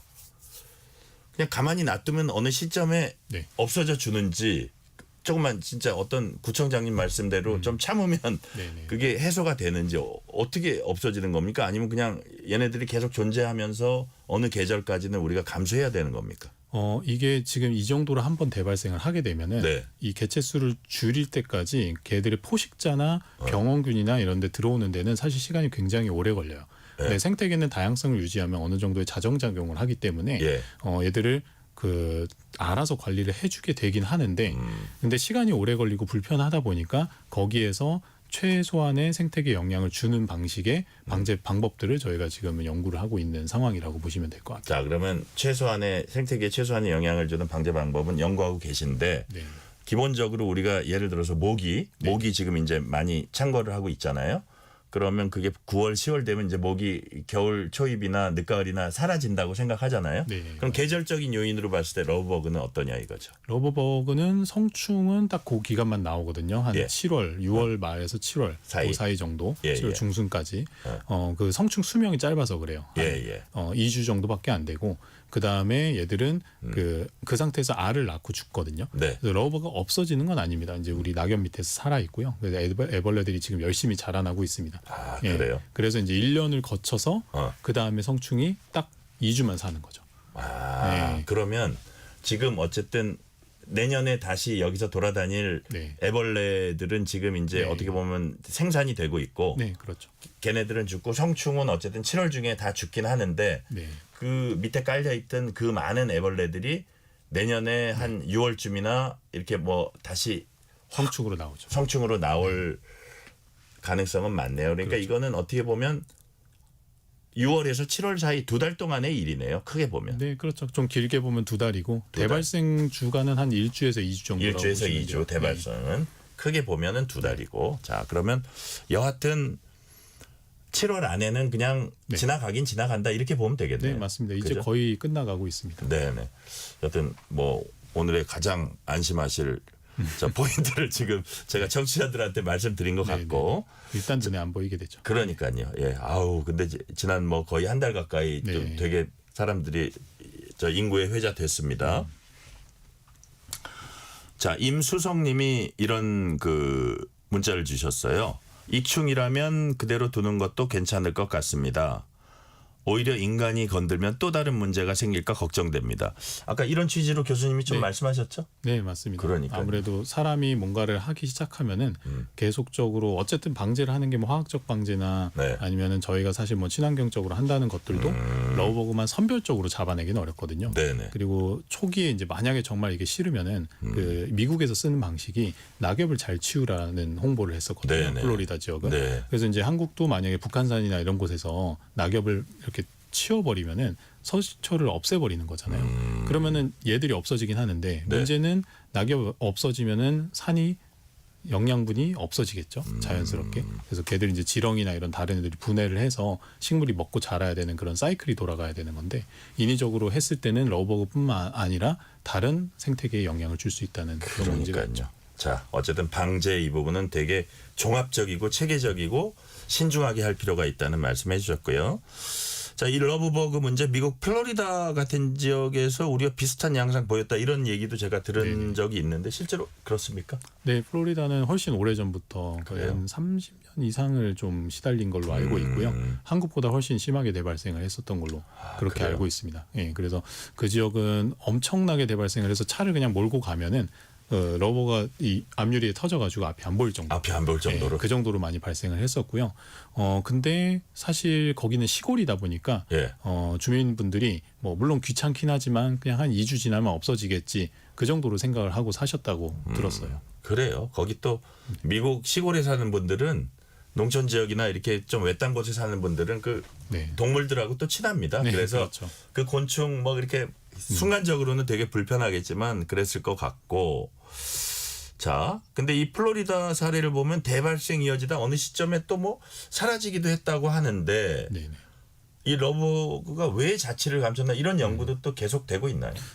사실 이제 플로리다는 워낙 오래돼서 러버에 네. 대한 관심이 많지는 않은 것 같아요. 근데 이제 저희가 찾아봤을 때는 얘들이 좀 건조해졌기 때문에 네. 개체수가 좀 줄지 않았나라고 생각을 하기도 하고 오래됐으니까 뭐 거기에 병원균이나 뭐 기생충 같은 게 나왔을 가능성도 있기 때문에 네. 뭐 그런 것들도 나중에 연구가 되지 않을까 그렇게 생각하고 있습니다. 네. 자, 이게 예를 들어서 우리가 러브버그만 요즘 이제 그러는데 그 이전에 대발생한 이른바 뭐 대벌레라 그래야 되나요? 이런 것들이 이제 있었다고 합니다. 이런 곤충들 대발생 이전 사례도 교수님이 이렇게 보시기에는 러브버그와 같이 그 원인을 기본적으로는 기후와 연관을 짓습니까? 아니면 좀 다른 아주 중요한 그 요인도 있습니까? 대벌레 같은 경우는 저희가 네. 이제 그 다른 곤충 연구하시는 분들하고 얘기를 해보면은 산에서 그냥 원래 그냥 간혹 대발생을 하는 경우들이 있어요. 아, 그래요? 애들이 어쩌다가 산란을 많이 했을 때 그 알이 많이 부화를 하거나 하는 경우에 그런 경우가 있는데 대벌레 같은 경우가 알을 굉장히 특이하게 낳아요. 아, 그래요? 알 자체가 그냥 떨겨 버리는데 이게 씨앗처럼 생겨가지고 네. 잘 눈에 띄지 않거든요. 그러니까 알을 먹을 수 있는 애들이 많이 없을 수도 있고 뭐 그런 경우에는 이제 대벌레가 생각보다 알을 많이 낳는데 네. 애들이 갑자기 대발생할 수 있는 조건이 완성이 될 수도 있죠. 네, 그래서 그런 것들이 사실 원래 산림에서는 가끔 일어나는 일들인데 근데 그게 그냥 산에서 사람들이 안 다니는 산에서 일어났을 때는 아무도 모르고 지나가지만 네. 지금처럼 은평구 봉산처럼 굉장히 많은 주민분들이 다니는 곳에서 네. 그런 일이 일어났을 때 이제 발견이 돼서 그게 이제 문제가 되는 거죠. 그렇군요. 자, 그래가지고 우리가 이제 시민들 당연히 뭐 생활에 불편하고 그러면 거기 자치단체 정부에 이제 요구를 할 수 있는 거고요. 자, 그러면 마지막 단계 뭐 질문이 한 3개 정도 남았는데 자, 그렇다면 이런 변화 어떤 이런 상황을 우리 시민들, 뭐 청취자분들 포함해서 시민들은 어떻게 받아들여야 되는지, 그 다음에 정부나 지자체 차원에서 어떻게 대응해야 되는지 이런 질문을 드릴게요. 네네. 이런 변화, 이런 대발생, 시민이 이걸 어떤 식으로 받아들이는 게 좀 좋다고 보십니까? 일단은 우리 환경에 뭔가 문제가 생겼다는 거를 인식하는 단계라고 생각을 하거든요. 환경에 문제가 생겼다. 네, 이게 어쨌든 정상은 아니다. 맞습니다. 예, 정상은 예. 아니고 뭔가 이상하다. 그걸 시민분들이 사실 느끼고 그거에 대해서 민원을 제기해 주시는 거거든요. 네. 그래서 그런 부분들을 저희도 굉장히 고맙게 생각을 드리고 뭔가 이상이 있다라는 걸 알려주시고 대신에 이제 알려주시되 이거를 그냥 내 눈앞에 있는 걸 당장 없애줘 이런 개념으로 접근을 하시기보다는 지금 그런 곤충이나 이런 문제는 일반적으로 산에 있는 정화할 수 있는 어떤 촘촘한 생태계 그물에 뭔가 구멍이 뻥뻥 뚫려 있는 그런 상태라고 보실 수 있거든요. 네네. 그래서 그런 것들을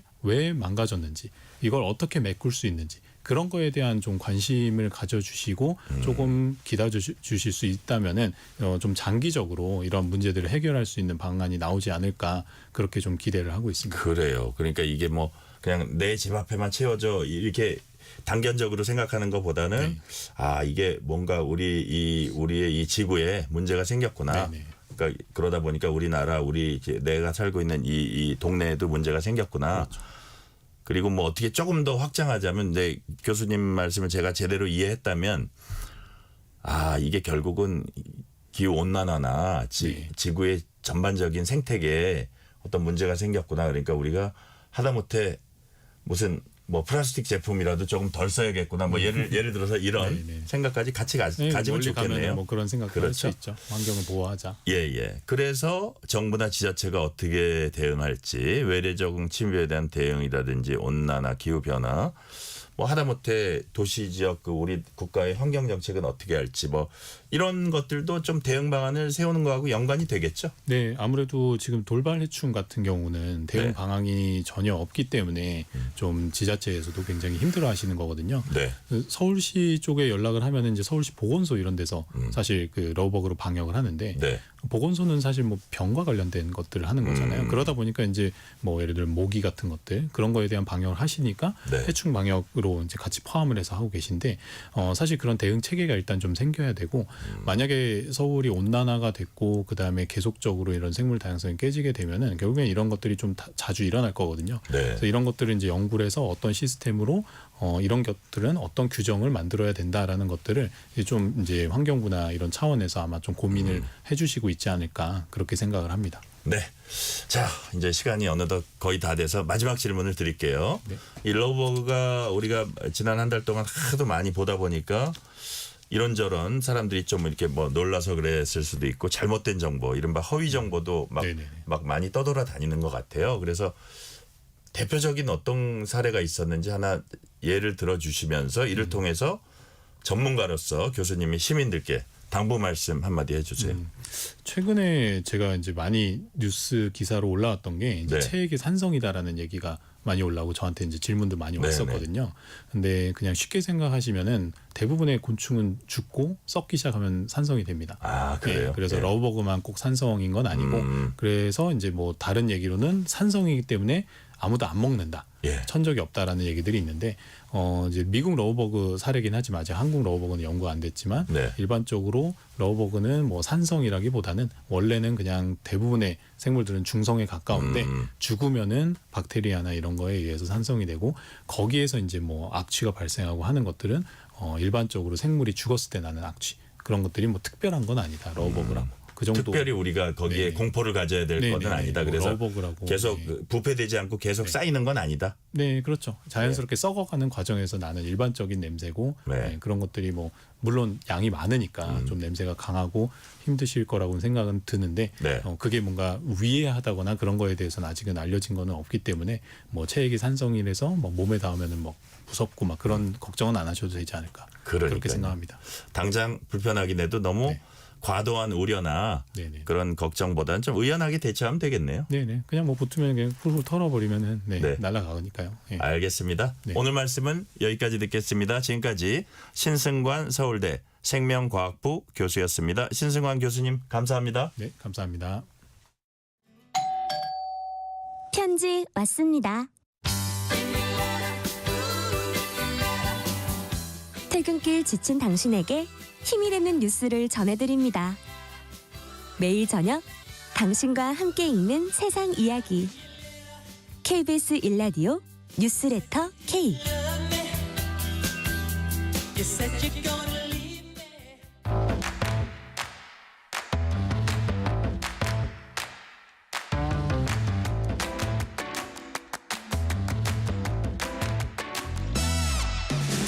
오늘 가장 뜨거운 뉴스, 화제 소식 쏙쏙 골라서 전해드립니다. 뉴스레터 브리핑 연합인포맥스 윤슬기 기자 나오셨습니다. 윤슬기 기자님 어서 오세요. 네, 안녕하세요.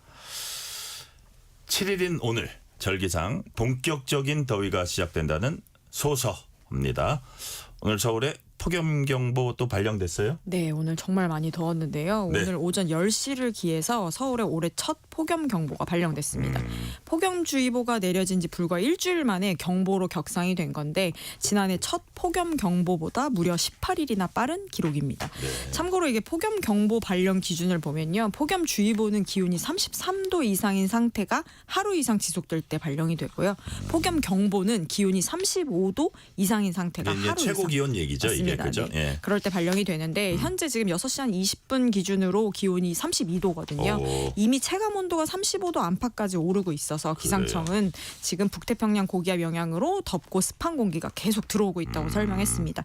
특히 이번 주에는 동풍까지 더해지면서 태백산맥 서쪽 지역을 중심으로 기온이 크게 오를 전망입니다. 서울은 내일과 모레 36도 그리고 글피는 35도에 이를 것으로 예상이 되고 있고요. 이 기간이 올 여름 들어서 가장 강력한 폭염 구간이 될 것으로 보입니다. 열대야도 동반될 가능성이 커서 지금 네. 야간에도 더위가 이어질 것으로 보입니다. 시민들은 좀 폭염특보에 따른 온열 질환 예방에 좀 각별한 주의가 필요하고요. 물 자주 마시고 한낮 야외 활동은 좀 자제하는 등 건강 관리에 유의하셔야겠습니다. 그래요. 이렇게 덥다 보니까 이제 계곡 같은 데 가시는 분들 많습니다. 중요한 건 안전입니다. 광양이죠. 전남 광양의 한 계곡에서 다이빙하던 20대가 머리를 돌에 부딪히는 사고가 있었어요. 네, 맞습니다. 이게 어제 오후 2시 10분쯤 일어난 일인데요. 네. 전남 광양의 옥룡면의 동곡계곡에서 일어난 일입니다. 어이구. 당시 20대 남성이 다이빙을 하던 중 계곡에 있던 돌에 머리를 부딪혔는데 이 남성이 사고 직후 하반신 마비 증상을 좀 호소했습니다. 출동 119 구급대원들이 응급처치를 한 후 병원으로 급히 이송을 했는데 현재 정확한 사고 경위를 소방당국이 조사 중입니다. 이게 이번 사고가 좀 연일 이어지는 폭염 그리고 또 휴가철 물놀이가 겹친 시기에 발생하면서 좀 우려를 자아내고 있는데요. 네네. 계곡은 수심과 바닥 지형이 당연히 일정치가 않기 때문에 다이빙 사고 위험이 높습니다. 최근 5년간 물놀이 사망 사고 절반 가까이가 7월에 집중되기도 했는데 특히 계곡에서 사망자가 가장 많이 발생한 것으로 나타났습니다. 네. 이렇게 휴가철 피서지 분위기에 이제 휩쓸리다 보면은 자칫 경계심이 이제 풀릴 수 있잖아요. 그래서 여름철 사고 예방 위해서 어떤 점 특별히 주의해야 할까요? 네, 당연히 뭐 안전 수칙 잘 알고 계실 것 같은데요. 네. 일단 소방당국은 물에 들어가기 전 충분히 준비 운동을 해야 하고요. 또 계곡은 수심이 얕아 보이더라도 돌과 바닥 지형이 복잡해서 머리나 목을 다칠 위험이 좀 큽니다. 그래서 절대로 다이빙을 하지 않는 것이 안전하고요. 또 음주 후 수영은 판단력을 흐려 사고로 이어질 수 있어서 피해야 하고요. 또 사고가 발생했다면 구조에 무턱대고 뛰어들기보다는 주변 좀 안전 장비를 이용해야 할 것 같습니다. 구조에 나선 사람도 좀 함께 위험에 빠질 수 있기 때문인데 그렇죠. 그래서 구명환이나 밧줄 같은 현장에 좀 비치된 기구로 구조하는 것이 원칙입니다. 네. 자, 둘도 없는 동지에서 이젠 그야말로 원수처럼 됐습니다. 트럼프 대통령과 갈등 빚던 일론 머스크 테슬라 최고 경영자가 신당 창당을 발표했습니다. 네. 이 두 사람 하는 일마다 사람들을 깜짝깜짝 놀라게 합니다. 머스크 창당 선언에서 뭐라고 했습니까? 네, 머스크 테슬라 CEO가 창당을 선언한 정당 이름이 바로 아메리카당입니다. 머스크는 현지 시간으로 지난 5일 X를 통해 창당 소식을 공식 발표했는데요. 미국의 양당 체제가 낭비와 부패를 키웠다고 주장했습니다. 공화당과 민주당 모두 본질적으로는 한 통속이다라는 취지인 건데요. 이번 창당 선언은 X에서 진행된 여론조사 결과를 반영한 것으로 보입니다. 당시 응답자의 65%가 머스크의 신당 창당에 찬성한다는 의사를 밝혔는데 머스크는 정부 부채를 늘리는 트럼프 대통령의 하나의 크고 아름다운 법안에 서명한 날에 맞춰 창당 가능성을 띄운 뒤 하루 만에 실행에 옮겼습니다. 네. 트럼프 대통령과 결별을 좀 공식화하는 선언으로 해석되고 있습니다. 자, 아메리카당 보니까 이게 트럼프의 마가 Make America Great Again 그게 또 딱 떠오르는데 네. 사실 미국에서 이 제3당이 살아남기가 정말 쉽지 않거든요. 네. 그런데도 머스크가 신당 창당 선언한 배경 어떤 정치적 노림수가 있을까요? 네, 아무래도 이제 핵심 목표가 바로 제3당으로서 캐스팅 보트를 쥐는 것인데요. 머스크는 이미 X를 통해서 전략적인 목표도 분명히 밝혔습니다. 상원 의석 23석, 하원 선거구 810곳에 집중하겠다는 구체적인 계획도 언급했는데 네. 매우 근소한 의석수 차이 때문에 이 정도 규모면 결정적인 표가 될 것이라는 주장입니다. 그러니까 공화당이 트럼프 대통령의 정책 법안을 일방적으로 통과시키지 못하게 하겠다라는 뜻으로 풀이되고 있고요. 또 자신이 주창하는 재정 책임과 자유주의를 반영한 입법도 시도하겠다라고 보입니다. 머스크는 트럼프와 민주당 모두의 비판적인 유권자들을 흡수하길 노리고 있는데 네. 머스크는 작년 대선 때 보여준 재력, 그다음에 또 SNS 영향력으로 선거를 좌우할 자신감을 내비치고 있습니다. 사실 이번 신당 창당이 단순한 상징적인 선언을 넘어서 실제 의회 교두보 확보를 목표로 한 포석으로 보이는 분석도 나오고 있습니다. 야, 지금 상원이 이제 공화당 53, 민주당 47인데 자기가 뭐 한 두세 석 갖고 올 수 있으면 캐스팅 보트 할 수 있다 뭐 이런 뜻 같은데 정말 와 이게 과연 실현될 수 있을지 한번 지켜보고요. 과연 머스크가 신당 창당 통해 본인이 원하는 정치적 영향력 가질 수 있을지 지금 어떤 전망들이 나오고 있어요? 현재로선 전망이 좀 엇갈리고 있는데요. 머스크가 막강한 재력과 온라인 영향력을 좀 가지고 있잖아요. 네. 지난 대선 때도 사실 트럼프 대통령을 지원하면서 경합주에서 표를 모으는 능력을 보여주기도 했습니다. 그러니까요. 근데 정치권 안팎에서는 신당의 지속성과 확장성을 좀 회의적으로 보는 시각이 지배적입니다. 머스크는 정부 효율부 수장 시절에 극단적인 정부 구조조정으로 진보 진영의 반감을 샀고요. 또 트럼프 대통령과의 결별도 보수 유권자의 지지를 잃는 계기가 될 수 있습니다. 또 앞서 말씀하신 대로 미국의 정치 구조상 양당제 틀을 깨는 것이 매우 어렵다는 점도 부담이 그러니까요. 있는데요.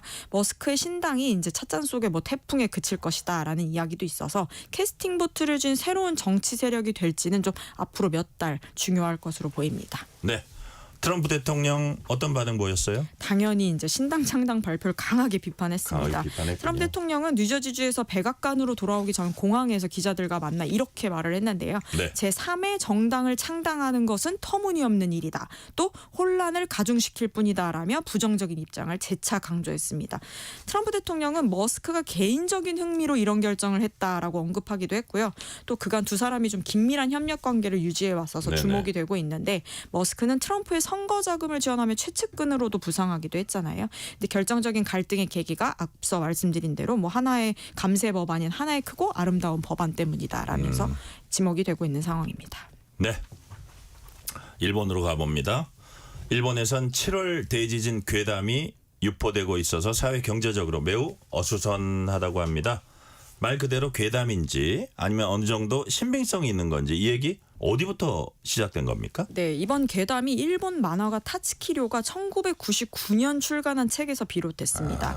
작가는 내가 본 미래라는 만화에서 2025년 7월 5일 대재앙이 온다라고 주장을 한 건데요. 특히 일본과 태평양 연안에 대지진과 쓰나미가 덮칠 것이라고 예언했습니다. 이 예언이 이제 인터넷이나 SNS를 통해 빠르게 확산이 됐고 미국과 영국 언론까지 이걸 보도하면서 좀 공포가 커진 겁니다. 결국 일본을 찾으려던 관광객들이 예약을 취소하는 사례가 급증한 건데요. 노무라 종합연구소는 관광 수익이 이 괴담 때문에 약 5,600억 엔, 우리나라 돈으로 5조 원 넘게 줄 것으로 전망했습니다. 특히 큐슈 가고시마 지역은 화산 분화까지 좀 겹치면서 그 피해가 좀 커졌는데요. 항공편 결항과 지역 기피 현상이 동시에 일어났습니다. 일본 기상청은 좀 근거 없는 소문일 뿐이다라고 해명하고 있긴 한데 불안은 좀처럼 가라앉지 않고 있는 모습입니다. 근데 실제로 지진이 뭐 여기저기서 일어나고 있다고 해요. 그 강도가 뭐 한 5도 정도긴 하지만 그래도 이런 이러다 더 큰 거 나면 어떨지 이렇게 현재 상황은 어떻습니까? 네, 일본 규슈 남부 도카라 열도에서 실제로 지진이 좀 잇따르고 있어서 네. 공포감이 커지고 있는 건데요.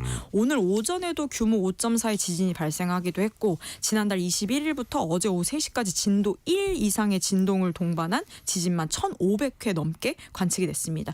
이 때문에 난카이 해곡 대지진 전조라는 주장도 고개를 들고 있는데 네. 이게 난카이 해곡 대지진이 규모가 8에서 9의 초대형 지진입니다.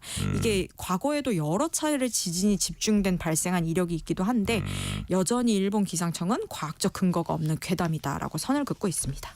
네. 자, 완전 식품이라 불리는 계란이 골다공증 예방에 도움 줄 수 있다는 연구 결과가 나왔습니다. 어디에 실린 논문인가요? 네, 이게 식품 분야 저명 학술지에 실린 연구인데요. 그래요? 계란 섭취가 뼈 건강과 유의미하게 관련이 있는 것으로 나타났습니다. 이게 미국 국민건강영양조사에 등록된 약 2만여 명의 데이터를 분석한 연구 결과입니다. 하루에 평균 계란을 100g 이상 섭취한 사람이 대퇴부 골밀도가 72%, 요추 골밀도가 83%가 높게 나타났습니다. 이게 골밀도는 아시겠지만 뼛속 칼슘과 무기질량을 나타낸 지표라 낮으면 골다공증 위험이 커지잖아요. 네. 네, 연구진이 계란은 칼슘 자체는 많지 않지만 알카리성 인산 요소를 활성화하는 데 도움이 줘서 뼈 건강에 좀 유음이 있다는 것으로 보입니다. 그래요. 말씀하신 대로 식품 분야 저명 학술지 식품과 기능에 실린 논문이고요. 자, 마지막으로 그렇다면 계란 권장 섭취량, 그러니까 하루에 계란 몇 개 정도 먹는 게 건강에 좋을까요? 네, 건강한 성인의 경우 하루에 1개에서 2개의 계란 섭취가 적당하다라고 권고하고 있습니다. 이 정도 섭취량이라면 단백질과 비타민, 미네랄을 충분히 얻을 수 있고요. 또 콜레스테롤 수치에 대한 걱정도 좀 크게 줄어든 만큼 과거처럼 과도하게 제한할 필요는 없다라는 게 전문가들의 의견입니다.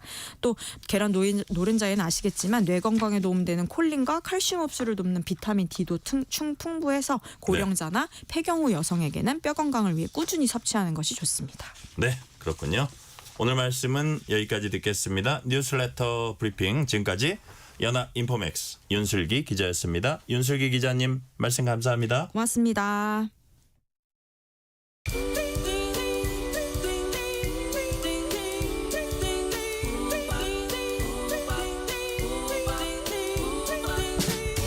오늘 하루 뉴스를 정리해주는 다정한 편지 한 통.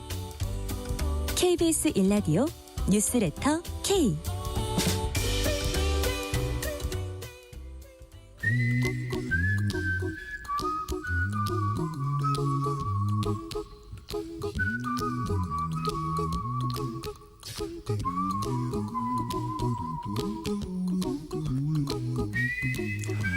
돈 걱정, 경제 걱정, 미래 걱정, 돈 워리. 전문가와 함께 모든 경제 걱정 해소해드리는 시간입니다. 오늘도 권혁중 경제평론가 나오셨습니다. 권혁중 평론가님 어서 오세요. 네, 안녕하십니까. 상법 개정안이 지난주에 본회의를 통과했습니다. 우선 기업 이사의 충실 의무가 회사에서 주주로 확대가 됐습니다. 네. 이거 뭐 구체적으로 어떤 내용입니까?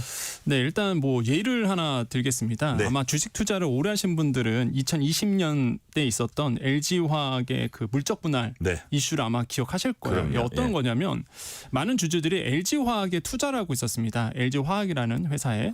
근데 그 이유가요. 뭐 다양한 이유가 있겠지만 그중 하나가 이 에너지 솔루션 부문, 그러니까 2차 전지에 대한 이제 기대 심리, 그다음에 성장 가능성, 이것 때문에 LG화학에 투자를 하고 있었어요. 네. 근데 갑자기 LG화학 이사진들이 하나의 결정을 내립니다. 야, 이 알짜배기 회사를 손자 회사로 물적 분할할게라고 한 거예요. 무슨 얘기냐면 LG화학에서 아예 그 2차 전지 부분을 따로 떨어뜨려서 따로 존속을 하는 겁니다. 회사를 하나 더 만드는 거예요. 네. 아니 그러면 내가 LG화학에 투자했던 이유는 이 에너지 솔루션, 말 그대로 2차 전지에 대한 가능성 때문에 내가 투자를 한 건데 이 알짜배기 회사가 딴 데로 가는 거야. 독립해서 나오는 겁니다. 그럼 LG화학에 투자하신 분들은 너무 황당한 거죠. 약간 시체말로 뚜껑이 열렸나요? 열렸죠. 그래서 엄청 그때 막 분노하셨어요, 진짜. 그래서 막 이게 맞냐? 그래서 물적 분할 막 엄청 이슈가 나오면서 이게 코리아 디스카운트의 대표적인 사례다라면서 막 분노를 하셨거든요. 그때 분노가 컸군요. 네, 컸죠. 그래서 네. 결국에는 예상대로 이 2차 전지 섹터가 나온 이 에너지 솔루션이 2022년도에 네. 상장을 한 거예요. 그래서 지금의 이제 LG 엔솔이라는 이제 종목이 그렇죠. 그래서 생긴 거죠. 에너지 솔루션. 그러니까 이제 이해가 안 가는 게 그 당시에 주주들은 아니 그러면 그 알짜배기 회사가 따로 떨어져 나오면 그 알짜배기 회사 LG 화학에서 떨어져 나온 회사에 대한 신주 그러니까 LG 에너지 솔루션에 대한 주식을 나한테 주면은 내가 그러면 뭐 좋다 이건데 주식을 안 줬거든요. 그러니까 기존 LG 화학 갖고 있는 주주들한테 물적 분해다 보니까 그래서 아니 그럼 나는 뭐에 투자한 거냐라고 이제는 분노를 하신 거고 근데 그거 결정한 게 바로 이사들이었잖아요. 네네. 근데 그 이사진들이 만약에 그 당시에 이 회사에 대한 충실의 의무가 아니라 주주에 대한 충실의 의무가 그 당시에 있었다 그러면 그 이사진들은 그렇게 결정을 못 내린다는 거죠. 그래서 지금의 이 이슈 그러니까 상법 개정을 통해서 이 이사진들의 충실의 의무가 누구한테 있느냐 회사도 있지만 이제는 주주까지 생긴 겁니다. 그러면 LG화학 같은 물적 분할 이슈가 일어나지를 못하는 거죠. 그래서 중요한 거예요. 그래서 이제는 개인 소액 주주들이 왜 좋냐라고 봤을 때 이런 일이 이제는 반복되지 않으니 그럼 내가 믿고 기업에 이제 투자할 수 있는 여력이 생깁니다. 이게 바로 기업의 이사의 충실의 의무라고 이제 보시면 됩니다. 이게 어떻게 보면 그거를 정책을 결정해서 자기네가 회사를 그렇게 운영하려는 기업의 입장과 네. 주주의 입장이 완전히 배치되는 그런 극단적인 사례네요. 네, 맞습니다. 그렇죠. 이제는 그런 일은 벌어지지 못하겠죠. 네. 자, 기업들 입장에서는 경영권 방어에 비상이 걸렸다. 이런 네, 얘기들도 해요. 실제로 뭐 일리가 있는 얘기입니까? 있죠. 왜냐하면 이번에 또 3% 룰이 확대 적용이 됐고요. 예, 예. 그렇게 된다 그러면 재계에서도 이제는 경영권 방어를 할 수밖에 없어요. 그래서 이제 경영계에서는 재계에서 이런 얘기를 합니다. 야, 그러면 차등 의견권이라든지 이제 포이즌 필을 좀 달라. 이게 이제 얘기를 하고 있는데 차등 의견권은 뭐냐 그러면 보통 우리가 한 주에 한 표를 행사합니다. 네. 그런데 일단은 경영진들에게는 아니면 뭐 특정 그룹에게는 한 주당 더 많은 의결권을 달라는 거죠. 이게 이제 차등 의견권이고 그런 것이 좀 이런 걸 보완할 수 있지 않겠냐? 그렇죠. 왜냐하면 그죠? 벤처기업들한테는 필요해요. 왜냐하면 벤처기업들은 자본을 외부에서 갖고 오잖아요. 네네. 많이들이 투자를 받는데 그렇게 된다 그러면 이런 외부 자본에 의해서 많이 흔들리거든요. 경영권이. 네. 그래서 이제는 자기의 뚝심대로 밀고 나갈 수가 없어요. 그래서 이제 외국계 회사 같은 경우에는 예를 들어서 구글이나 메타 같은 경우에는 이런 차등 의견권을 두고 있습니다. 네. 또 하나가 이제 포이즌 필인데 이제 포이즌이라는 거는 독약이잖아요. 예. 그다음 필은 이제 알약인데 예. 이게 무슨 뜻일까라고 본다 그러면 보통 이제는 적대적 M&A가 감행이 돼요. 그러니까 외부 자본이 우리 회사에 이제는 야금야금 지분을 인수해서 적대적 M&A를 할 수가 있습니다. 그럼 그거를 방어하기 위해서 뭘 하느냐? 바로 이제 신주를 발행해서 기존 주주들에게 주식을 살 수 있도록 허용해 주는 겁니다. 근데 이게 무슨 문제냐? 이 적대적 M&A를 하시는 쪽에서는 이 회사가 가치가 있기 때문에 몰래 사서 내가 이걸 인수하겠다는 거잖아요. 네네. 근데 갑자기 주식 수가 많아집니다. 이 희석이 되는 거예요, 가치가. 그 한마디로 이제는 기존의 주주들도 사실 좀 피해를 받을 수밖에 없어요. 왜냐하면 주식 수가 많아지고 그걸 또 새로 인수하다 보니까 가치가 훼손이 되거든요. 그래서 이제 나온 말이 이제 포이즌 필이에요. 한마디로 독약을 같이 먹겠다는 거죠. 나만 죽을 수 없다. 이 인수하는 이 기업도 당해야 된다. 그래서 네가 이런 상황에서 인수할래? 그러면 이제는 인수하는 쪽에서는 야 이거 추춤하죠. 예. 못하죠. 이거 좀 같이 좀 돈 좀 벌려고 했더니만 이런 상황으로 가면은 이제는 경제적이지가 않은 거죠. 외부 공격적인 자본의 침탈을 조금 저지할 수 있는 그런 맞습니다. 방편이란 말씀이시고 자 핵심 쟁점 3% 룰 그리고 집중 투표제였습니다. 집중 투표제 추후 논의하기로 했고 3% 룰은 이번 개정안에 포함됐습니다. 근데 이게 3% 룰을 이게 정말 세계 거의 전례가 없고 그래서 기업 그 경영계에서나 아니면 야당 일각에서는 이거를 저렇게 쉽게 받아줘도 되나 이런 얘기까지 하는데 이건 어떤 의미가 있는 겁니까? 그러니까 이게 원래는 없었었어요. 예. 원래는 없었다가 갑자기 이제 3% 룰이 이제 들어오게 된 건데 이게 어떤 개념이 이겁니다. 그러니까 보통 한 기업에 상장 기업이 이사진이 한 5명에서 9명 정도 돼요. 거기에 보면은 사내 이사가 있고요. 사외 이사가 있습니다. 근데 보통 우리가 이렇게 뭔가 이사진에서 뭐 감사위원을 뽑아야 되거든요. 근데 감사위원은 이제 경영진들을 이제는 뭐 이렇게 감사할 수 있는 권한이 있잖아요. 그 감사위원을 이사진 내에서 뽑습니다. 그럼 이제 사내 이사에서 뽑을 수도 있고 사회 이사에서 뽑을 수 있잖아요. 그래서 사회 이사에서의 이제는 감사위원을 뽑았을 때에 여기에서 보면 이제는 개별로 해서 뽑겠다는 거예요. 뭐냐면 사내 이사에서 감사로 간다 그러면 합산 3%였습니다. 근데 사회이사에서 감사위원을 뽑을 때는 개별이에요. 그 개별은 뭐냐면 이 대주주가 있고요. 대주주에 관련된 인물들이 있을 겁니다. 이거에 대해서 개별 3%였거든요. 그럼 당연히 대주주 입장에서는 당연히 이제는 권한이 대주주 입장에 너무 좋은 거죠. 예. 개별이다 보니까 사실상 이게 좀 더 대주주 입장이 많이 들어갈 수도 있고요. 합산 3%면 자기의 의결권이 많이 줄어드는 거거든요. 네, 네. 근데 이번에 이제 개정안이 뭐냐 그러면 야 이런 거 사내이사와 사회이사의 이런 어떤 감사위원을 선출했을 때 여기에서의 이제 3%를 그냥 합산해서 가자는 거죠. 합산해서 3%가 된다 그러면 이제 네. 대주주 입장에서는 불리하게 됩니다. 네. 그래서 이런 것들이 이번에 좀 들어왔는데 그래서 저는 사실상 이것도 좀 세다. 이거 이 3%들이 갑자기 또 들어와다 보니까 야 이것도 봤을 때 경영권 입장에서는 네. 굉장히 싫어할 만하다. 왜냐하면 그동안 사회이사에서 감사위원을 그래서 많이 뽑았거든요. 왜냐하면 이게 개별이다 보니까 네네. 의결권이. 그래서 야 이런 꼼수도 이제 못 통한다는 거죠. 무조건 그냥 뭐 사내이사 사회이사 구분 없이 무조건 3% 의결권. 제한이 되다 보니까 그래서 야 이런 것도 사실상 좀 크게 바뀌는 경영진에서는 부담을 부담되죠. 느끼겠어요. 예. 네. 자, 집중 투표제 이번에 빠진 이유는 뭐예요? 그러니까 집중 투표제는 또 이것도 이제 설명을 드려야 되는데, 네. 그러니까 소액 투자자들 봤을 때 보통 우리가 이사 3명을 뽑는다고 보겠습니다. 뭔가 그러니까 임원을 3명 뽑는 거예요. 그러면 내가 만약에 100주를 가지고 있다 그러면 보통 이제는 한 명당 100표를 네. 줄 수 있습니다. 한 주당 한 표니까요. 그럼 내가 한 명에게 100표, 한 명에게 100표, 한 명에 3명 뽑으니까요. 이렇게 예. 줄 수 있어요. 개별적으로 줘야 됩니다. 그런데 집중 투표제는 내가 100주가 있잖아요. 예. 그럼 3명을 뽑잖아요. 그럼 나에게 300표가 생기잖아요. 이 300표를 한 명에게 몰아주는 거예요. 그러니까 내가 원하는 이사진 한 명에게 300표를 줘서 내가 원하는 이사를 이사진으로 등극시키는 거죠. 그럼 무슨 얘기 생기느냐? 집중투표제가 만약에 발효가 된다 그러면 경영권 이사는 엄청 힘듭니다. 왜? 그래요? 소액 주주들과 외국 자본이 힘을 합쳐갖고 특정 이사진을 밀어 올릴 수가 있거든요. 그렇게 되면. 그러면은 그 이사진에 포함해서 이제는 뭐 하는 거에 대해서 엄청나게 흔들 수 있는 거예요. 그렇죠. 예, 그러다 보니 이 집중표제는 제가 봤을 때도 와 이거 되면은 진짜 와 이거 경영권에서 진짜 제일 싫어한다고 봐요. 저는 그렇게 봅니다. 경영권에서 제일 싫어하는 게 3% 룰도 있겠지만은 집중투표제로 좀 1번이 집중투표제, 예. 2번이 3%. 예, 그래서 예. 저는 와 이거에 3% 이번에 이제는 그 집중표제가 빠졌던 게 아마 그런 이유지 않을까. 그러니까 경영권에 대한 방어에 대해서 조금 더 보완이 나아져야 된다라는 게 아마 의견이 그래요? 먹혔다. 그래서 이제는 좀 이번에 빠지지 않았을까 생각해 봅니다. 자, 시간이 이제 많이 흘러서 짧게 하나만 더 드리고 주제를 바꿔볼게요.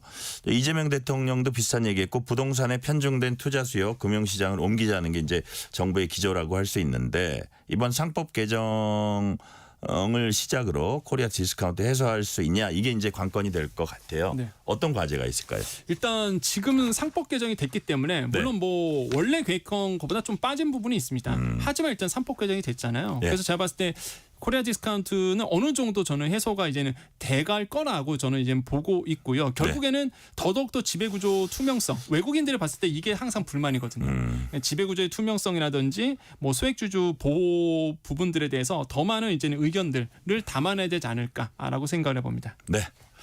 자, 우리가 이제 달러 세계 기축 통화다, 최후의 안전자산이다 이렇게 많이 불려왔는데 최근 달러가 흔들리고 있다 이런 얘기들이 나오잖아요. 어떤 일이 있었습니까 최근에? 일단 달러 가치가 많이 흔들렸습니다. 네. 지금 보통 달러 인덱스라는 표현을 쓰는데요. 주요 6개 통화 대비해서 이 달러의 가치를 보여주는데 네네. 100 이하다 그러면 이제 달러 가치가 떨어졌다 이렇게 보는데요. 네네. 지금 보면 97.4입니다. 오. 그러니까 100 미치잖아요. 네. 달러의 가치가 좀 많이 떨어진 상태인데 그 이유는 명확해요.